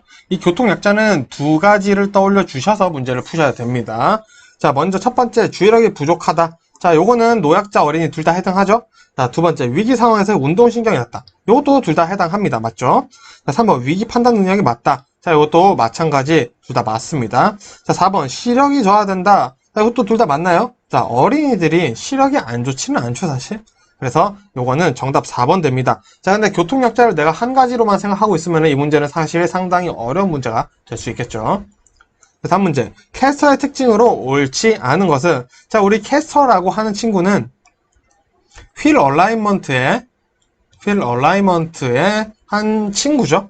자, 그 한 친구입니다. 자, 요 시험 문제 자주 나오니까 잘 보시고요. 캐스터 특징 한번 보도록 하겠습니다. 1번. 차마의 앞바퀴에 직진성을 부여한다. 직진성을 부여한다라는 게 캐스터의 첫 번째 특징이고요.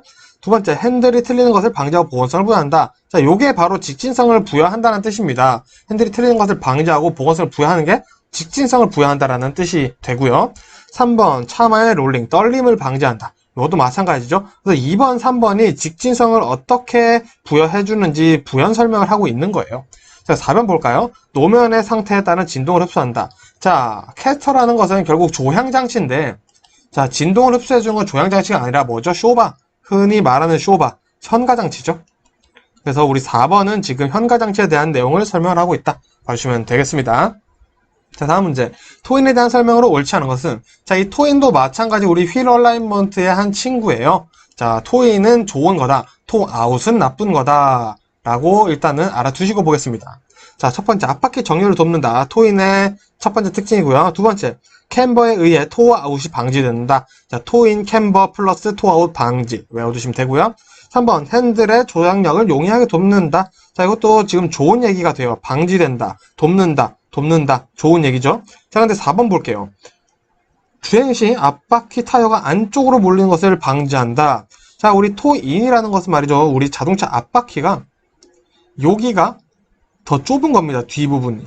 A부분이라고 치면 B부분이, A부분이 B부분보다 더 좁은 걸 토인이라고 해요. A부분이 더 넓으면 토아웃이라고 하고요. 앞바퀴 정렬은 A부분이 B부분보다 더 좁을 때 이게 가능해집니다. 자, 요거는 뭐 제가 설명을 위해서 비약적으로 이렇게 휘어져 보이게 그린 거긴 한데 이 토인의 개념을 잘 잡으시면 됩니다. 그래서 4번 같은 경우는 요게 반대라가 되어야겠죠. 안쪽으로 몰리게 해주는 것이 토인이다 라고 보시면 되겠습니다.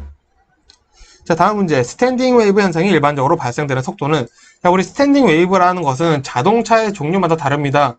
자동차의 문제라고 볼 수는 약간 없고요. 과학적인 현상이라고 보면 좋을 것 같은데 어느 정도 속도에 이르면은 차가 떨리게 돼요. 근데 그건 차가 고장나서 그런 건 아니고 그냥 자연 현상 때문에 그런 거다. 자, 그래서 이 스탠딩 웨이브 현상은 보니까 보편적으로 시속 150km 전후로 발생되더라 라고 보시면 되겠습니다. 그래서 정답은 4번 되겠죠.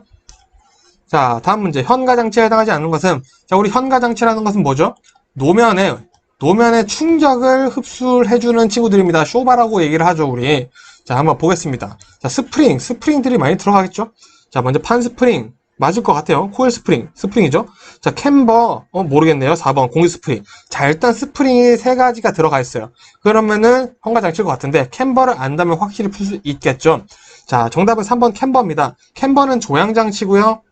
자, 우리 아까 나왔었던 휠 얼라이먼트의 또 한 친구입니다.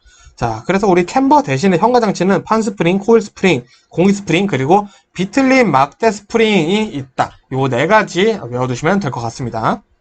자, 다음 문제. 비가 오거나 습한 날씨에 브레이크 드럼에 녹이 생기는 현상은? 자, 문제 답이 있어요. 비가 오거나 습해요. 자, 그러면 우리 아침, 점심, 저녁 중에 언제가 제일 습하죠? 아침 아니면 저녁이죠. 근데 사실 보통 새벽이니까 아침이 더 습한 게 맞아요. 자, 아침이 더 습해요. 자, 녹이 생겼어요. 자, 아침 영어로 뭐죠? 모닝이죠? 모닝 록이 생겼다.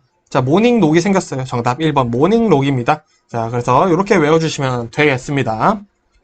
자, 다음 문제. 물이 고인路面을 통과할 때 타이어가 미끄러지는 현상. 자, 이거는 너무 잘 아시죠? 정답 4번 수막 현상이다. 외워주시면 될 것 같습니다.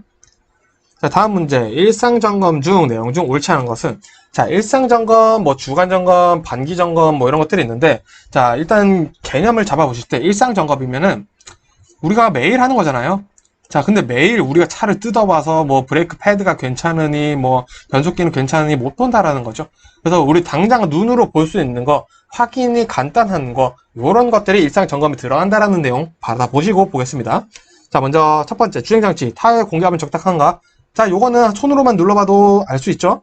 두 번째 완충장치, 자, 셰시 스프링 파손된 것이 없는가? 자, 이거 눈으로도 보면은 보입니다. 차 밑으로.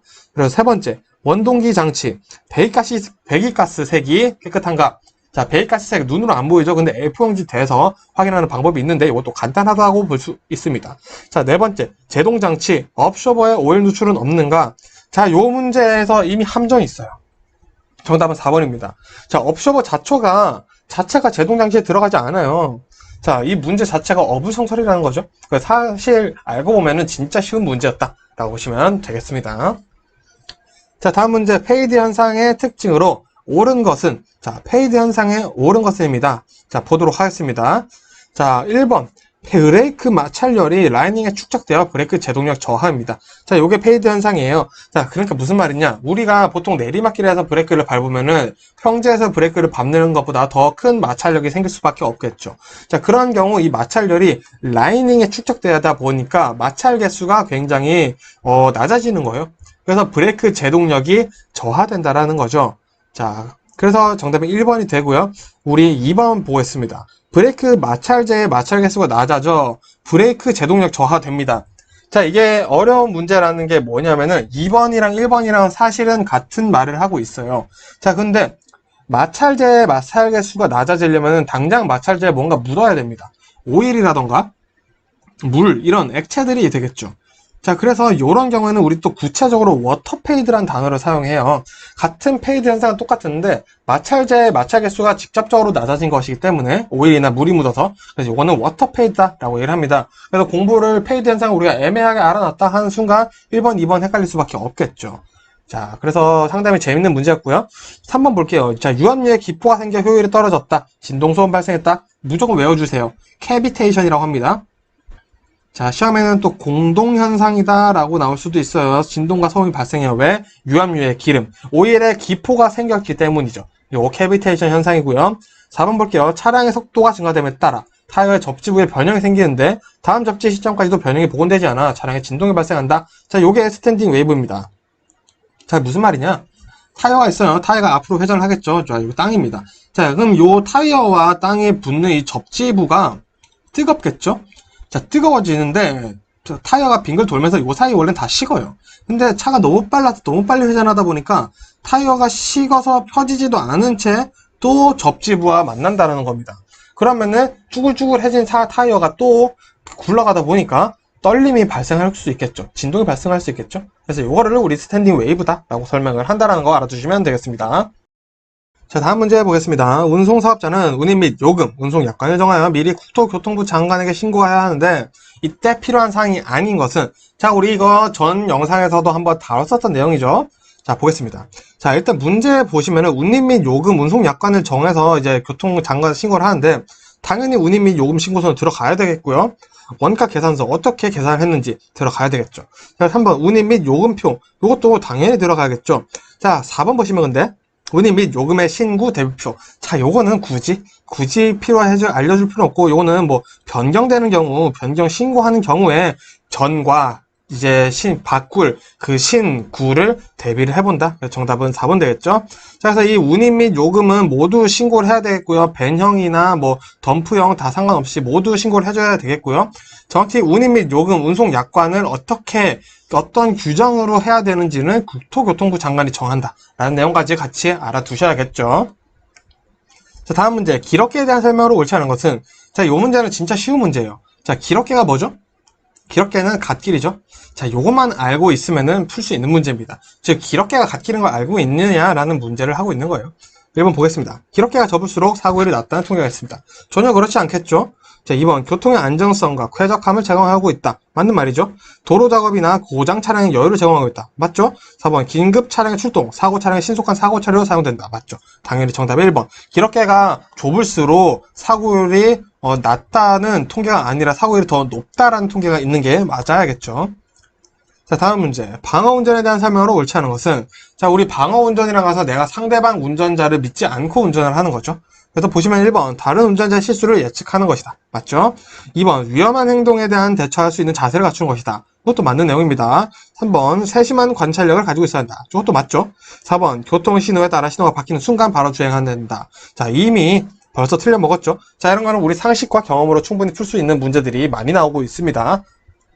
다음 문제. 화물 운송 종사 자격을 반드시 취소해야 하는 위반 사유에 해당하지 않는 것은, 자, 반드시 취소니까 이런 거는 좀 알아놔야겠죠. 그래서 보시면은, 자, 해당되지 않는 거니까 먼저 1번 피성년 후견인, 피안전 후견인은 화물 운송 종사 자격 취소됩니다. 일단 취소도 못해요, 사실. 2번 거짓이나 그 밖에 부정한 방법으로 화물 운송 종사 자격을 취득한 사람, 당연히 안 되겠죠? 3번 화물 운송 중에 고의로 교통사고를 일으켜 2명 이상의 사망자가 발생한 경우, 요거 취소 아니야? 취소가 아닙니다. 자, 고의로 교통사고를 발생시켜서 2명 이상 사망자 났어요. 근데 이게 벌점 기준상 아직 취소 기준까지는 안 돼요. 참 우리나라 법이 좀 이상하죠? 어쨌든. 자, 4번 보겠습니다. 화물 운송 종사, 화물 운송 중에 과실로 교통사고를 일으켜서 6명 이상의 중상자가 발생한 경우가 됩니다. 자, 요런 경우 같은 거 보면은, 자, 우리가 과실로 교통사고 났어요. 자, 6명 이상이나 났지만 요것도 벌점 기준이 맞지 않는다는 거죠. 자, 그래서 우리 3번 보시면 고의로 교통사고를 일으켰어요. 자, 요거 같은 경우에는 바로 취소돼야 되는 게 맞겠죠. 제가 설명하면서도 좀 약간 지금 잘못 생각을 했는데, 자, 고의로 교통사고를 일으켰어요. 자, 2명 이상 사망자 나왔어요. 요 바로 취소하는 거 맞죠? 우리나라 법 잘 되고 있습니다. 자, 설명을 잘못 드렸던 거고요. 그래서 4번 보시면은 또 과실로 교통사고를 일으켜 6명의 중상자. 자, 그래서 이거 벌점 차이도 벌써 있죠? 그래서 4번 같은 경우에는 우리가 취소는 아니고 자격정지 60일에 해당한다 라고 보시면 되겠습니다. 자, 3번 다시 설명드릴게요. 화물 운송 중에 고의로 교통사고를 일으켜 2명 이상의 사망자가 발생한 경우 반드시 취소되는 사유가 맞다 라고 보시면 되겠습니다. 살인마 맞죠? 자, 다음 문제. 엔진의 온도가 과열된 경우로 내용으로 옳지 않은 것은, 자, 엔진 온도가 과열됐어요. 자, 한번 생각을 해볼게요. 자, 1번.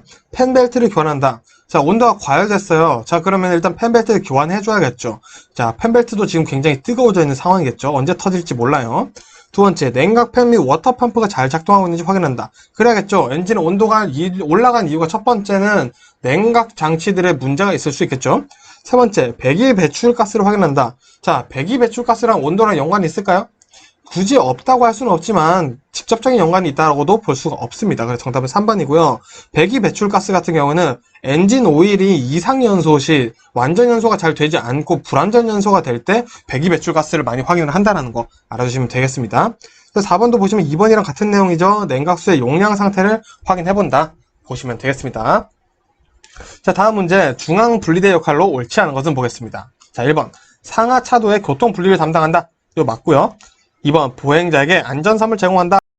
이것도 맞는 내용입니다. 3번. 광폭 분리대는 도로 작업, 차량 정지 공간을 제공하고 있다. 자, 쉽게 봐서 우리 도로 작업하고 차량 정지 잠시 되어 있는 곳이 우리 광폭 분리대다라고 보시면 되겠고요. 4번. 도로 교통 통계에 따르면 사고를 예방한다 되어 있습니다. 자, 이것도 보니까 다 맞는 내용 같은데? 정답은 4번이죠? 여기 왜 틀렸냐? 중앙 분리대라는 것 자체는 사고를 예방해주는 것이 목적이 아니라 사고의 형태를 바꿔주는 거예요. 자, 우리 중앙 분리대가 있음으로 하여서 큰 사고가 날 것을 작은 사고로 바꿔준다는 거죠. 자, 횡단보도를 건너고 있는 사람을 치일 뻔한 것을 어떻게 보면 그냥 가드레일로 밖에 해서 추돌 사고로 바꿔주는 이런 사고의 형태를 바꿔주는 역할을 하기 위해서 나온 게 중앙 분리대다 라고 보시면 되겠습니다. 그래서 사고 예방해주는 효과는 거의 없다라고 보시면 되겠습니다. 자, 다음 문제. 황색 신호에 대한 설명 중 옳은 것은 보겠습니다. 1번. 일반적으로 교차로의 황색 신호는 6초다. 틀렸죠? 6초 아니고요. 2번. 일반적으로 교차로의 황색 신호는 4에서 6초가량 된다. 자, 이것도 아닙니다. 3번. 일반적으로 교차로의 황색 신호는 3초가량 된다. 맞습니다. 자, 우리 보통 황색 신호는 3초가량 되고요. 또 교통량이 많거나 한 곳에서는 최대 6초까지는 가능하다. 근데 보통은 3초다. 알아두시면 되겠습니다. 그래서 옳은 내용 정답 3번이고요. 4번 볼게요. 교차로에 진입한 차량은 그 즉시 멈춰야 된다. 자, 황색 신호가 켜졌어요. 근데 내가 교차로에 진입을 했다. 그럼 지나가도 꼬리 물기가 아닌데, 자, 황색 신호가 켜졌어요. 근데 내가 교차로에 진입을 안 했어요. 무조건 멈추셔야 됩니다. 그때 잡히면 꼬리 물기로 벌금 내실 수가 있습니다. 자, 마지막 문제 보겠습니다. 자동차의 배출가스색으로 구분하는 엔진의 상태가 아닌 것은 1번부터 볼게요. 1번 청색, 완전 연소 시 배출되는 정상 상태. 정상 상태 맞습니다. 청색인 경우 정상 상태예요. 두 번째 검은색, 혼합가스가 들어가 불완전 연소되는 상태가 검은색이다. 이것도 맞고요. 3번 백색이죠. 엔진에 다량의 엔진 오일이 실린더 위로 올라와 연소되는 상태. 이것도 흰색입니다. 흰색. 자, 엔진 오일이 실린더 위로 올라와서 연소되는 상태가 흰색 배출가스가 나온다. 보시면 되고요. 4번 보겠습니다. 무색. 극소량의 엔진 오일이 실린더 위로 올라와 완전 연소된 경우다. 자, 이 문제가 애매해요. 완전 연소가 되면은 사실은 연소가 다 잘 된 거죠. 정상 상태라고 볼 수 있는데 여기 앞에서 또 이상한 부차 설명이 있어요. 그래서 빼버리시면 됩니다. 정답 무색 틀린 내용이죠. 자, 그래서 그럼 무색은 뭐냐? 그냥 정상 상태예요. 그래서 정상 상태는 청색과 무색이다. 요 두 개 있다라는 거 알아두시면 되겠습니다. 시험 문제는 요 색깔 4개밖에 안 나오니까 4개 잘 외워두시면 될 것 같고요. 이번 영상은 여기서 마무리하고 저는 또 다음 영상으로 인사드리도록 하겠습니다. 반갑습니다. 돌집사TV입니다. 자, 이번 시간에도 문제 바로 풀어보도록 하겠습니다. 첫 번째 문제, 자동차의 배출가스 색으로 구분할 수 있는 엔진의 건강에 대한 설명으로 틀린 것은, 자, 우리 전 영상에서 살펴봤었죠. 자, 한 번 더 살펴볼게요. 무색, 청색은 뭐였죠? 정상이었죠. 자, 그리고 검은색은, 자, 불완전 연소되는 상태였습니다. 자, 그리고 흰색이 있었죠. 흰색은 엔진 오일이 실린더 위로 올라와서, 자, 연소되는, 마찬가지 불완전 연소가 잘못되고 있는 상황인 거죠. 자, 요 내용 기억하시고 한번 다시 보면은 3번 보겠습니다. 청색은 엔진 속에서 극소량의 엔진 오일이 실린더 위로 올라와 완전 연소된 경우다. 자, 이거 흰색이죠? 자, 그래서 4번도 보시면은 뭐 다량의 엔진 오일이 실린더 위로 올라와 연소되는 경우다라고 되어 있는데, 자, 양에 상관없이 엔진 오일이 실린더 위로 올라와서 연소되면은 흰색으로 나온다라는 거 알아두시면 될 것 같습니다. 자, 다음 문제 보겠습니다. 보행 중 교통사고가 교통사고 사망자네요. 자, 교통사고 사망자가 가장 많은 나라는, 자, 우리나라라고 합니다. 참 안타깝지만, 이 문제가 가끔 시험에 나오고 있다고 하니 알아두시면 좋을 것 같고요. 다음 문제. 자, 계절 문제네요. 심한 일교차로 1년 중 가장 안개가 발생하는 계절. 자, 안개가 가장 많이 끼는 계절은 우리 봄이랑 가을인데요. 자, 그 중에서도 시험 문제에서 나오는 거는 가을이 많습니다. 자, 그러면은 우리 가을철이다 해서 선택해 주시면 되겠죠. 자, 그래서 이렇게 계절별 문제가 나오는 거는 우리가 계절에 어떤 특성이 있나. 가을이면 또 우리가 추수를 하죠. 자, 그러면 국도에 농기계 사고가 많아집니다. 자, 이런 식으로 연결되고 있으니 우리 한번 계절의 특성을 떠올려 보시는 게 문제를 푸는 포인트가 된다는 거 알아두시고요. 다음 문제 보겠습니다. 타이어 마모에 영향을 주는 요소가 아닌 것은, 자, 요거 헷갈리실 수가 있어서 제가 한번 넣었습니다. 정답은 대기압인데요. 자, 우리 차량의 무게나 커브 하면 우리 또 타이어의 하중을 받겠죠. 노면 상태 이런 것들이 타이어 마모에 영향을 주는데 대기압이 아니라 공기압이랍니다. 자, 그래서 대기압이 아니라 공기압이 타이어 마모에 영향을 준다는 거 알아두시면 될 것 같습니다. 자, 다음 문제. 전방에 장애물을 보고 위험을 인지한 시점부터 브레이크를 작동시킨 시점까지 걸린 시간을 무엇이라고 하는가? 자, 요 문제 다양하게 나올 수 있어요. 자, 보겠습니다. 자, 전방에 장애물이 있습니다. 자, 그럼 우리가 운전을 하면서, 자, 차가 이렇게 가고 있어요. 그림을 좀 못 그립니다, 제가. 자, 앞에 장애물이 있다라고 인지를 했어요. 인지를 하고 제가 발을 이제 브레이크로 옮겨서 눌렀습니다. 그까지의 시간을 우리는 이제 공주라고 합니다. 걸린 시간을 공주라고 하고요. 그동안 차가 진행될 수 있겠죠. 내가 장애물을 보고 브레이크에 발을 올리기까지. 그 거리를 공주 거리라고 합니다. 자, 그래서 이제 브레이크가 작동이 되겠죠. 작동이 되면서 장애물 앞까지 이제 끽 하고 멈췄습니다. 요 사이를 우리는 이제 제동이라고 합니다. 자, 요 동안 진행된 거리를 제동 거리, 걸린 시간을 제동 시간이라고 하겠죠. 자, 그러면 즉 공주 플러스 제동이 되면은 정지가 되는 거예요. 자, 그래서 내가 장애물을 인지한 시점부터 브레이크에 발을 올린 것까지 공주, 브레이크가 작동되기서부터 완전 정지할 때까지가 제동. 그래서 공주 플러스 제동이 정지거리다라고 보시면 되겠습니다. 자, 그래서 이 보기에서 지금 문제는 정답은 공주, 걸린 시간이니까 공주 시간 선택해 주시면 되겠죠. 자, 다음 문제. 란돌트 고리시프의 색상으로 옳은 것은, 이거는 외우면 되겠죠? 흰색 바탕에 검정으로 되어 있다. 외워두시면 되고요.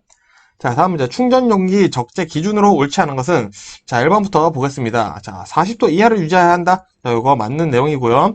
2번. 차량의 적재함을 초과해서 적재해서는 안 된다. 자, 늘 적재, 과적재는 늘 안 좋습니다. 3번. 소량의 경우 오토바이나 자전거로 운송하는 것이 좋다.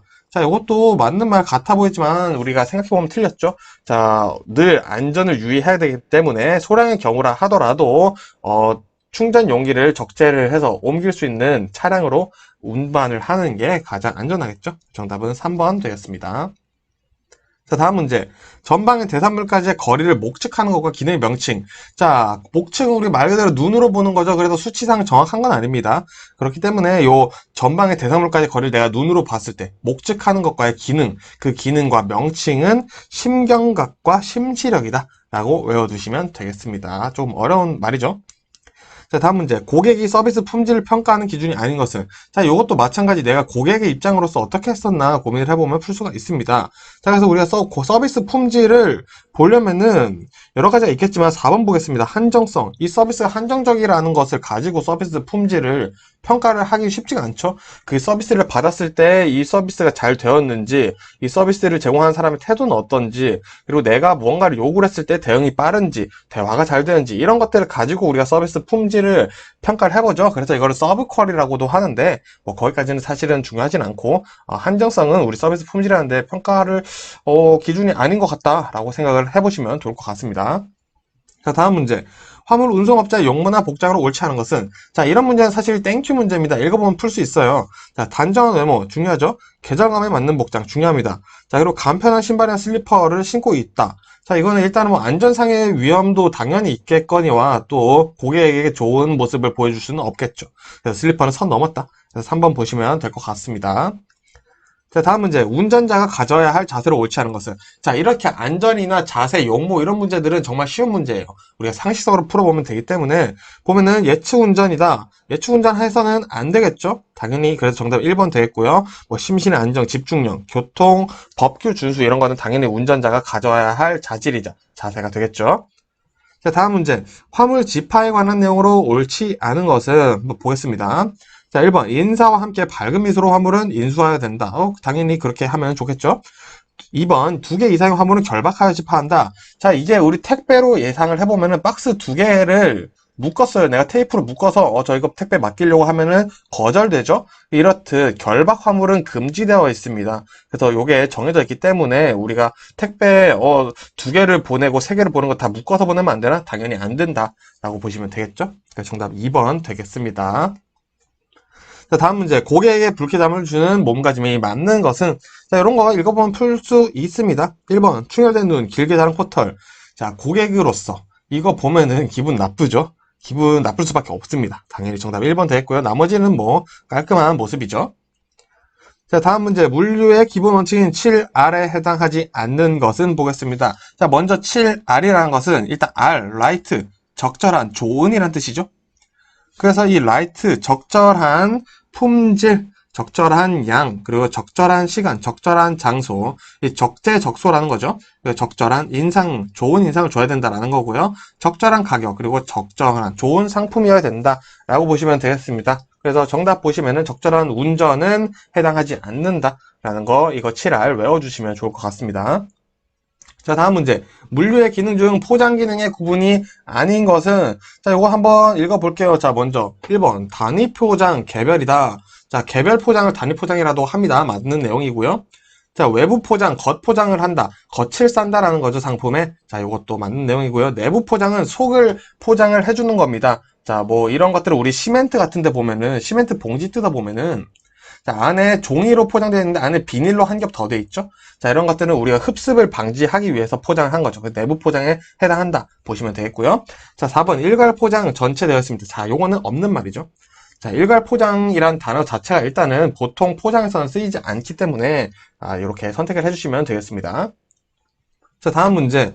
화주 기업이 물류비 절감, 고객 서비스 향상 등 물류 활동의 효율화를 위해서 공급망의 기능 전체나 일부를 아웃소싱하는 것은, 자, 문제가 상당히 조금 어려운 단어들이 많죠. 자, 근데 쉽게 얘기를 해보면 아웃소싱, 우리 외주를 준다 그러죠. 남한테 맡기는 거죠, 내가 할 일을.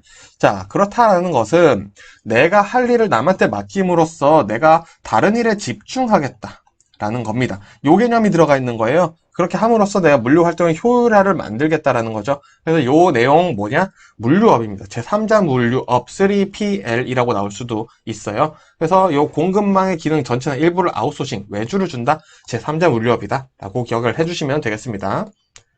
자, 다음 문제 보겠습니다. 자, 화주기업이 고객 서비스 향상, 물류비 절감 등 물류 활동을 효율화할 수 있도록 공급망상 기능 전체 혹은 일부를 대행하는 업종을 뜻하는 용어는, 이거 전에 봤던 문제는 지금 똑같죠? 보겠습니다. 자, 여기서는 지금 아웃소싱이라고 표현됐는데, 여기서는 대행이라고 되어 있죠? 자, 말장난입니다. 그래서 똑같다. 결국에는 이것도 뭐다? 제3자 물류업 3PL이다 라고 보시면 되겠습니다. 자, 이런 식으로 뭐 제3자 물류업에 대해서 여러 가지 설명이 나올 수도 있으니까 한번 눈여겨서 봐주시면 좋을 것 같습니다.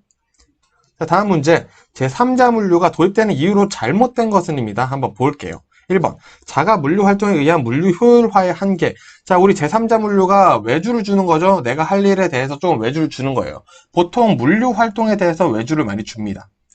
자, 그래서 이유가 있겠죠? 내가 물류 활동 외주를 주고 딴 거에 집중하려고, 혹은 물류 활동의 한계를 느껴서 이게 외주를 주는 경우도 있다라는 겁니다. 자, 2번도 보시면 물류 자회사에 의한 물류 효율화의 한계. 자, 1번이랑 같은 내용이죠. 자, 3번. 제3자 물류가 물류 산업 고도화를 위한 돌파구가 된다. 자, 왜? 내가 물류 활동을 외주를 줘버리고 다른 데 집중을 하다 보니까, 물류 산업 고도화를 하는데 좋은데? 라는 생각이 들기 시작했다는 거죠. 자, 4번 보시겠습니다. 제2자 물류의 비중이 축소되는 것에 세계적인 조류다. 자, 이게 전혀 상관이 없다는 말이죠. 비중이 축소되는 것이 아니라 제3자 물류가 그냥 좋다 보니까 하게 되었다라는 거죠. 정답은 4번. 제2자 물류와는 상관이 없다 보시면 되겠습니다. 자, 다음 문제. 제4자 물류의 4단계 공급망 관리에 해당하지 않는 것은? 자, 제4자 물류 간단히 말씀드릴게요. 제3자 물류 있죠? 3PL 플러스 컨설팅이 들어가 있는 겁니다. 자, 요것만 외워두시면 돼요. 자, 우리 외주도 주는데 컨설팅 업무도 하는 것은 무엇인가 하면은 4PL이구나, 4PL. 제4자 물류구나. 요거 그냥 공식으로 외워두시면 됩니다. 더 이해하실 필요 없습니다. 자, 근데 여기서 이제 4자 물류, 4단계 공급 관리만 해당하지 않는 것도 한번 볼게요. 자, 1단계 재창조입니다. 2단계 진행이라고 되어 있는데, 자, 요게 틀린 내용이죠. 진행이 아니라 전환이입니다. 요 단계 외워주셔야 되고요. 3단계 이행, 4단계 실행이다. 그래서 재창조, 전환, 그리고 이행, 그리고 실행의 단계를 거치는 것이 바로 4PL이다. 자, 4단계 맞죠? 자, 그래서 요거 봐주시면 되겠습니다. 자, 다음 문제. 자, 교통사고 요인에 해당하지 않는 것은, 자, 우리 전 영상에서 봤었는데 제가 한 번 더 넣어뒀습니다. 자, 보도록 하겠습니다. 1번 외부 요인, 환경 요인, 도로 요인, 인적 요인 이렇게 되어 있었는데, 자, 외부 요인이 없었죠. 자, 그럼 외부 요인이 없이 교통사고 요인 4가지 뭐였었죠? 환경, 도로, 그리고 인적은 사람 문제죠. 그리고 차량 문제, 차량 요인 나와야겠죠. 요 4개 한번 다시 기억해 보시라고 넣습니다. 자, 이렇게 해서 이번 영상도 마무리 해보고 저는 또 다음 영상으로 인사드리도록 하겠습니다. 고생 많으셨습니다. 반갑습니다. 돌집사TV입니다. 자, 이번 시간에는 조금 암기할 부분도 많고 하기 때문에 조금 더 집중해서 봐주셨으면 좋겠고요. 자, 마지막 영상이니까 조금 더 힘내서 한번 해보도록 하겠습니다. 첫 번째 문제, 고객 서비스의 특징을 설명한 내용 중 옳지 않은 것은 보겠습니다. 자, 서비스는 몇 가지 특성을 가지고 있는데요. 한번 보겠습니다. 1번, 무형성. 눈에 보이지 않는다. 자, 눈에 보이지 않죠. 이게 무형성에 대한 내용이 맞고요. 2번, 소멸성. 즉시 사라진다. 자, 서비스를 제공받음과 함께 동시에 사라지죠, 서비스는. 그리고 3번, 지속성. 계속적으로 지속된다. 라고 되어 있는데, 자, 요 3번 내용이 맞거나 2번 내용이 맞으려면은 서로 상충되죠, 지금. 둘 중 하나는 틀렸다라고 볼 수 있습니다. 즉시 사라지거나 지속된다? 그렇다라는 것은 우리가 지속적인가? 라고 고민해 봤을 때 서비스가 나한테 계속 지속적이지 않죠. 내가 집에 가는 순간 끝나버릴 수도 있다라는 거죠. 그래서 지속성은 존재하지 않는다 라고 알아두시면 되겠고요. 4번, 4번도 볼게요. 비소유성이 있습니다. 서비스는 소유할 수가 없습니다. 내가 받는 거에서 사라지기 때문에 이거는 소유할 수 있는 것은 아니다 알아두시면 되겠습니다. 자, 다음 문제. 물류 시스템의 기능 중 작업 서브 시스템 분류 방법이 아닌 것은 보겠습니다. 자, 작업 서브 시스템 말이 굉장히 거창해 보이지만 내가 작업을 하는 데 있어서 서브 그냥 도와주는 보조 기능 정도를 해준다라는 거죠. 구성 요소들을 보겠다. 뭐 그 정도로 보시면 됩니다. 그래서 요 작업 서브 시스템의 분류 방법이 아닌 것은 3번인데요. 수주 발주는 이 서브 시스템을 하는데 필요한 것이 아닙니다. 자, 하역, 운송, 보관 이런 것들을 하면 우리가 지금 당장 물류를 위해 필요한 거죠. 자, 물류를 하는데 필요한 거지 수주나 발주는 봤을 때 수주나 발주가 시작됨으로써 물류가 시작이 되는 거죠. 그래서 이 물류 안에 포함된 것이 아니라 수주, 발주는 물류와는 다른 다른 역할을 가지고 있다라고 봐주시면 될 것 같습니다. 자, 다음 문제. 물류 시스템의 수송, 배송 개념 중 배송에 대한 설명이 아닌 것은? 자, 보도록 하겠습니다. 우리 수송, 배송 다 살펴볼 건데요. 배송 먼저 볼게요. 자, 1번. 단거리 대량 화물의 이동. 자, 요게 먼저 배송에 대한 특징입니다. 배송 특징은 배송은 단거리 대량 화물이에요. 자, 그리고 고객 간 이동이다 라고 볼 수 있는데 배송이라는 것은 고객 간이 아니라 기업과 고객 간에 물건을 해주는 거죠. 그래서 우리 택배 받으면 택배 배송 왔습니다 라고 얘기를 하죠. 자, 그래서 이 개념, 그리고 알아두시면 되겠습니다. 그래서 정답은 2번이 되겠네요. 자, 그리고 세 번째 보면 지역 내 화물의 이동이 이제 배송이라고 보시면 되겠고요. 자, 다수의 목적지를 순회하는 소량 운송일 경우 가능하다. 자, 지금 완전 거의 택배에 대한 내용을 하고 있죠. 그래서 우리 배송은 택배의 특징을 가지고 있다.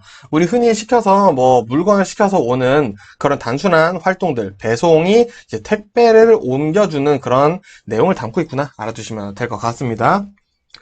자, 그리고 다음 문제 볼게요. 공급망 관리 SCM의 개념이 아닌 것은 보겠습니다. 자, 1번. 공급망 내 각 기업은 상호 협력하여 공급망 프로세스를 재구축하고 업무 협약을 맺으며 공동 전략을 구사하게 된다. 자, 1번이 포인트입니다. 포인트. 자, 우리 화물에서 공급망 관리, 전략, 이런 내용들이 나오면은 일단은 우리가 살펴볼 수 있는 게 상호 협력, 공동 전략을 구사해서 효율화를 이끌어낸다라는 내용이 있으면은 무조건 맞는 내용이에요. 자, 그렇게만 이해해 주시면 됩니다. 전반적인 내용이 협력을 추구를 하고 있고 개별적인 활동을 보다는 협력, 공동 전략이 더 기업의 이익을 가져다 준다라는 게 요즘 추세이기 때문에 그렇게 상호 협력, 공동 전략 내용이 나온다. 그러면 이거는 맞는 내용이다 하고 넘어가 주시면 되겠습니다. 자, 두 번째 볼게요. 공급망은 상류와 하류를 연결시키는 조직의 네트워크를 말한다. 자, 이게 공급망에 대한 내용이 맞습니다. 자, 그리고 세 번째, 공급망 관리는 기업 간 협력을 기본으로 배경하는 것이다. 자, 1번 내용과 맞죠? 상호 협력, 공동 전략, 그리고 기업 간 협력. 이런 내용 나오면은 이제 맞는 말이라고 말씀드렸습니다. 그리고 4번 보겠습니다. 공급망 관리는 수직 계열화와 같다라고 되어 있는데, 자, 다음 문제 보겠습니다. 물류 관리 목표가 아닌 것은 보겠습니다. 자, 1번 효율화와 이윤 증대, 비용의 절감을 하기 위해서 물류 관리를 하는 거죠. SCM을 하는 겁니다. 두 번째, 물류 체계 구축. 이것도 마찬가지죠. 3번, 기업의 능력 강화. 자, 요것은 아니죠. 자, 우리가 물류 관리를 한다라는 것은 아까 말씀드렸던 것처럼, 자, 물류 관리 핵심은 상호 협력. 이런 것들이 굉장히 중요합니다. 그래서 우리 SCM의 목표가 뭐냐 이런 식으로 나오면은 상호 협력, 기업 간의 협력 이런 내용이 나오면은 무조건 맞는 내용이에요.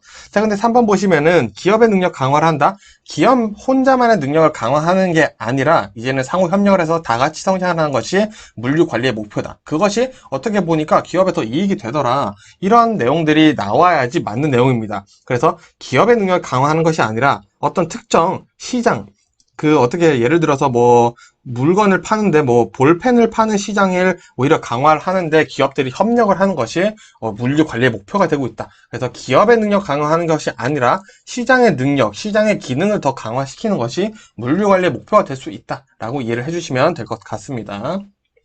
자, 이 내용 상당히 중요한 거니까 우리 협력 나온다, 기업 간에 공동체를 만든다, 정보를 교환한다 이런 내용 나오면 무조건 맞는 내용이라는 거 알아두시면 됩니다. 자, 다음 문제. 기업 물류에 관한 내용으로 옳지 않은 것은 보겠습니다.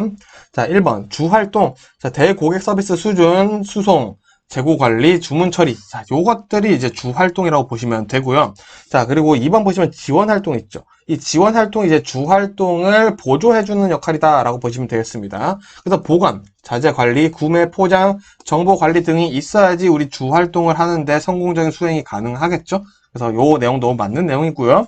3번, 각 지역 간의 재화의 교환을 가져올 수 있다. 자, 이것도 이제 기업 물류의 특징이라고 볼 수가 있겠습니다. 자, 4번 볼까요? 자, 4번이 이제 옳지 않은 내용이 되겠네요.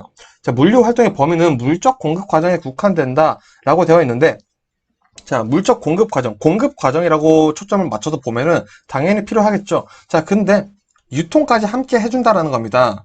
자, 우리가 공급만 하면 유통은 누가 하냐? 옛날에는 따로 했었는데, 이 기업 물류라는 것은 공급과 유통이 함께 이루어지는 개념이다. 요거를 알고 있냐, 모르고 있냐라는 것을 물어보는 질문이었던 거죠. 그래서 기업 물류는, 물류 활동의 범위가 공급과 유통이, 다 같이 범위 안에 포함되는구나. 요거를 알아두시면 될 것 같습니다. 자, 다음 문제. 자, 수송, 배송 시스템 중 수송의 내용으로 옳지 않은 것은? 자, 우리 아까 배송 내용 살펴봤었죠? 배송은 뭐라 그랬었죠? 택배라고 했었습니다. 그래서 우리 수송과 배송은 서로 반대되는 내용을 가지고 있어요. 자, 1번 보겠습니다. 1번, 장거리 대량 화물의 이동. 자, 요거 수송 맞죠? 우리 아까 배송은 단거리였잖아요? 자, 그래서 요 수송은 장거리 대량 화물 이동할 때 하는 거고요. 2번 보시면은 지역 내 화물 이동이었어요. 이건 뭐였죠? 요건 아까 우리 배송의 특징이었잖아요. 그죠? 그래서 정답은 2번 되겠네요. 자, 그리고 3번 보면 거점 간의 이동. 요것도 수송 맞죠? 자, 그리고 우리 수송 특징, 한계소, 일회성 운송을 한다. 자, 요거는 배송과 다른 내용은 뭐였을까요? 자, 우리 아까 배송은, 자, 소량이면서도 여기저기 순회를 하면서 배달을 해주는 역할이 우린 배송이었었죠. 그래서 우리 수송과 배송의 차이 구분지어서 외워주시면은, 금방 어떤 것들이 시험에 나오는지, 눈치채실 수 있으실 겁니다. 자, 다음 문제. 물류 전략의 8가지 핵심 영역으로 묶여 있지 않은 것은? 자, 8가지 핵심 영역 한번 먼저 보도록 하겠습니다. 1번, 공급망 설계입니다. 공급망을 설계를 하는 거예요. 자, 그리고 2번, 창고 설계를 해줍니다. 자, 그리고 3번, 고객 서비스 수준 결정과 조직 변화 관리. 그리고 4번 조직 변화 관리죠. 자, 조직 변화 관리가 있고요. 자, 그리고 5번째, 수송 관리가 있고요. 수송 관리, 그리고 6번째, 자재 관리가 있습니다.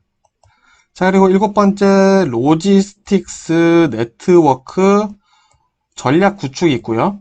자, 대충 쓰고 있는데 여기 나와 있습니다. 자, 그리고 8번째는 이제 정보 기술 관리가 되겠네요. 자, 그래서 보면은 정답은 3번입니다. 자, 공급망 설계, 창고 설계, 고객 서비스 수준 결정, 조직 변화 관리, 그리고 정보 기술 관리, 수송 관리, 자재 관리 다 되어 있는데 소비망 설계는 없다라고 보시면 되겠습니다. 그래서 문제 외우실 때 8가지 외우는 것도 중요한데 이 소비망 설계가 오답으로 껴서 나오고 있으니까 소비망 설계 있다? 그럼 바로 체크를 해주시면 되겠죠. 그래서 다 같이 외워주시면 좋을 것 같습니다. 자, 다음 문제 보겠습니다. 주파수 공용통신, TRS죠. 주파수 공용통신에서 여러 가지 서비스를 행할 수 있는데 그 대표적인 서비스로 틀린 것은? 자, 일단 통신이란 단어에 한번 우리가 주목을 해볼게요. 자, 이 통신으로서 할 수 있는 거, 없는 거, 요 정도로 구분해봐도 찾을 수가 있습니다. 자, 볼게요. 1번, 음성통화, 통신이 있으니까 가능하겠죠? 공중망 접속 통화, 이것도 통신이니까 가능하겠죠? 3번, TRS 데이터 통신, 요거는 뭐 대놓고 나왔네요. 자, 그래서 4번 보시면은 자, 자동 원격 통신 되어 있습니다. 이것도 통신이니까 맞는 거 아니야? 라고는 할 수가 없다는 거죠. 왜? 우리가 원격 제어를 한다는 느낌이 들어가 있는 거죠. 이 통신이라는 건 단순 서로 정보만 주고받는 행위이기 때문에 자동 원격 통신은 another 레벨에서 가능하다. 라고 해서 정답 4번 선택해 주시면 되겠습니다. 외워주시면 되겠죠? 자, 다음 문제. 물류 시스템 5가지 구성에 포함되지 않는 내용은 무엇인가? 자, 우리 5가지 구성 먼저 볼게요. 운송 있고요. 그리고 포장 있습니다. 그리고 보관 있고요. 그리고 하역.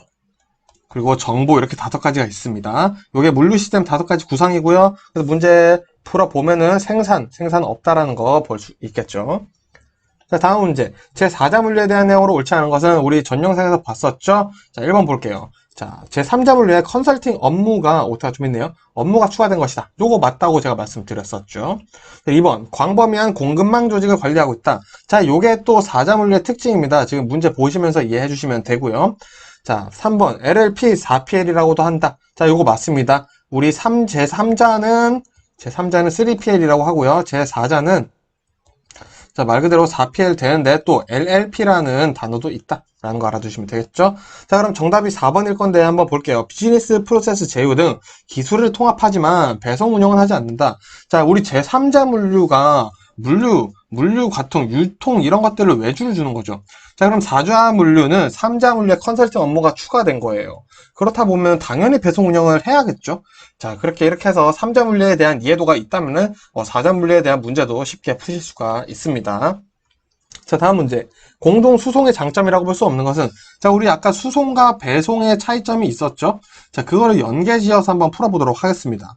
자, 먼저 정답 보겠습니다. 정답은 3번이고요. 자, 안정된 수송시장 확보라고 되어 있습니다. 자, 이 수송시장 확보라고 되어 있는 것은 오히려 공동 배송의 장점이에요. 자, 공동으로 배송을 하게 되면 우리 배송은 택배라고 떠올려 주시면 된다고 했죠. 다 같이 택배를 한 번에 하다 보니까 어느 지역으로 물건이 가야 되는지 용이해진다는 겁니다. 그래서 요거 같은 경우에는 오히려 그래서 이 수송은 장거리잖아요. 그래서 이 장거리를 할 수 있는 수송 시장을 확보를 해주는 것이 오히려 공동 배송의 장점이 되는 거죠. 여기저기서 멀리서 오는 것들을 한 군데 모아서 공동으로 배송을 쫙 해버리다 보니까 이 수송하는 입장에서는 안정될 수 있다라는 거죠. 내가 저기 지점까지만 수송을 하면 되네? 이런 개념이 된다라는 걸로 보시면 되겠습니다. 그래서 요 3번 수송 시장이니까 공동 수송의 장점이다 라고 생각할 수 있겠지만 요거는 좀 꼬아져서 나온 것이다 보시면 좋을 것 같습니다. 그래서 발송 작업의 간소화, 영업용 트럭의 이용 증가, 물류시설 및 인원 축소 가능한 것이 공동수송의 장점이다 보시면 될 것 같습니다. 자, 그러면 다음 문제 볼게요. 공동 배송의 장점으로 볼 수 없는 것은 보겠습니다. 자, 수송 효율의 증대. 자, 공동 배송인데 지금 또 수송이 나왔죠. 자, 말씀드렸던 것처럼 오히려 공동 배송이 수송 효율, 수송의 안정성 이런 것들을 가져온다라는 거 이해해 두시면 되고요. 요거 함정이 될 수 있겠죠? 자, 그리고 화물차 운전자의 운영 효율화 되는 건 수송이나 배송이나 마찬가지 장점이고요. 그리고 교통량 감소로 혼잡 감소. 공동 배송을 하다 보니까 A 지역으로 가는 거 나 A 지역 가니까 내가 대신 해줄게. 이런 식으로 되는 거죠. 그러다 보니까 A 지역으로 가는 차량이 줄 수 있겠죠. 그래서 교통량 감소로 혼잡이 감소될 수 있습니다. 자, 그럼 1번 볼게요.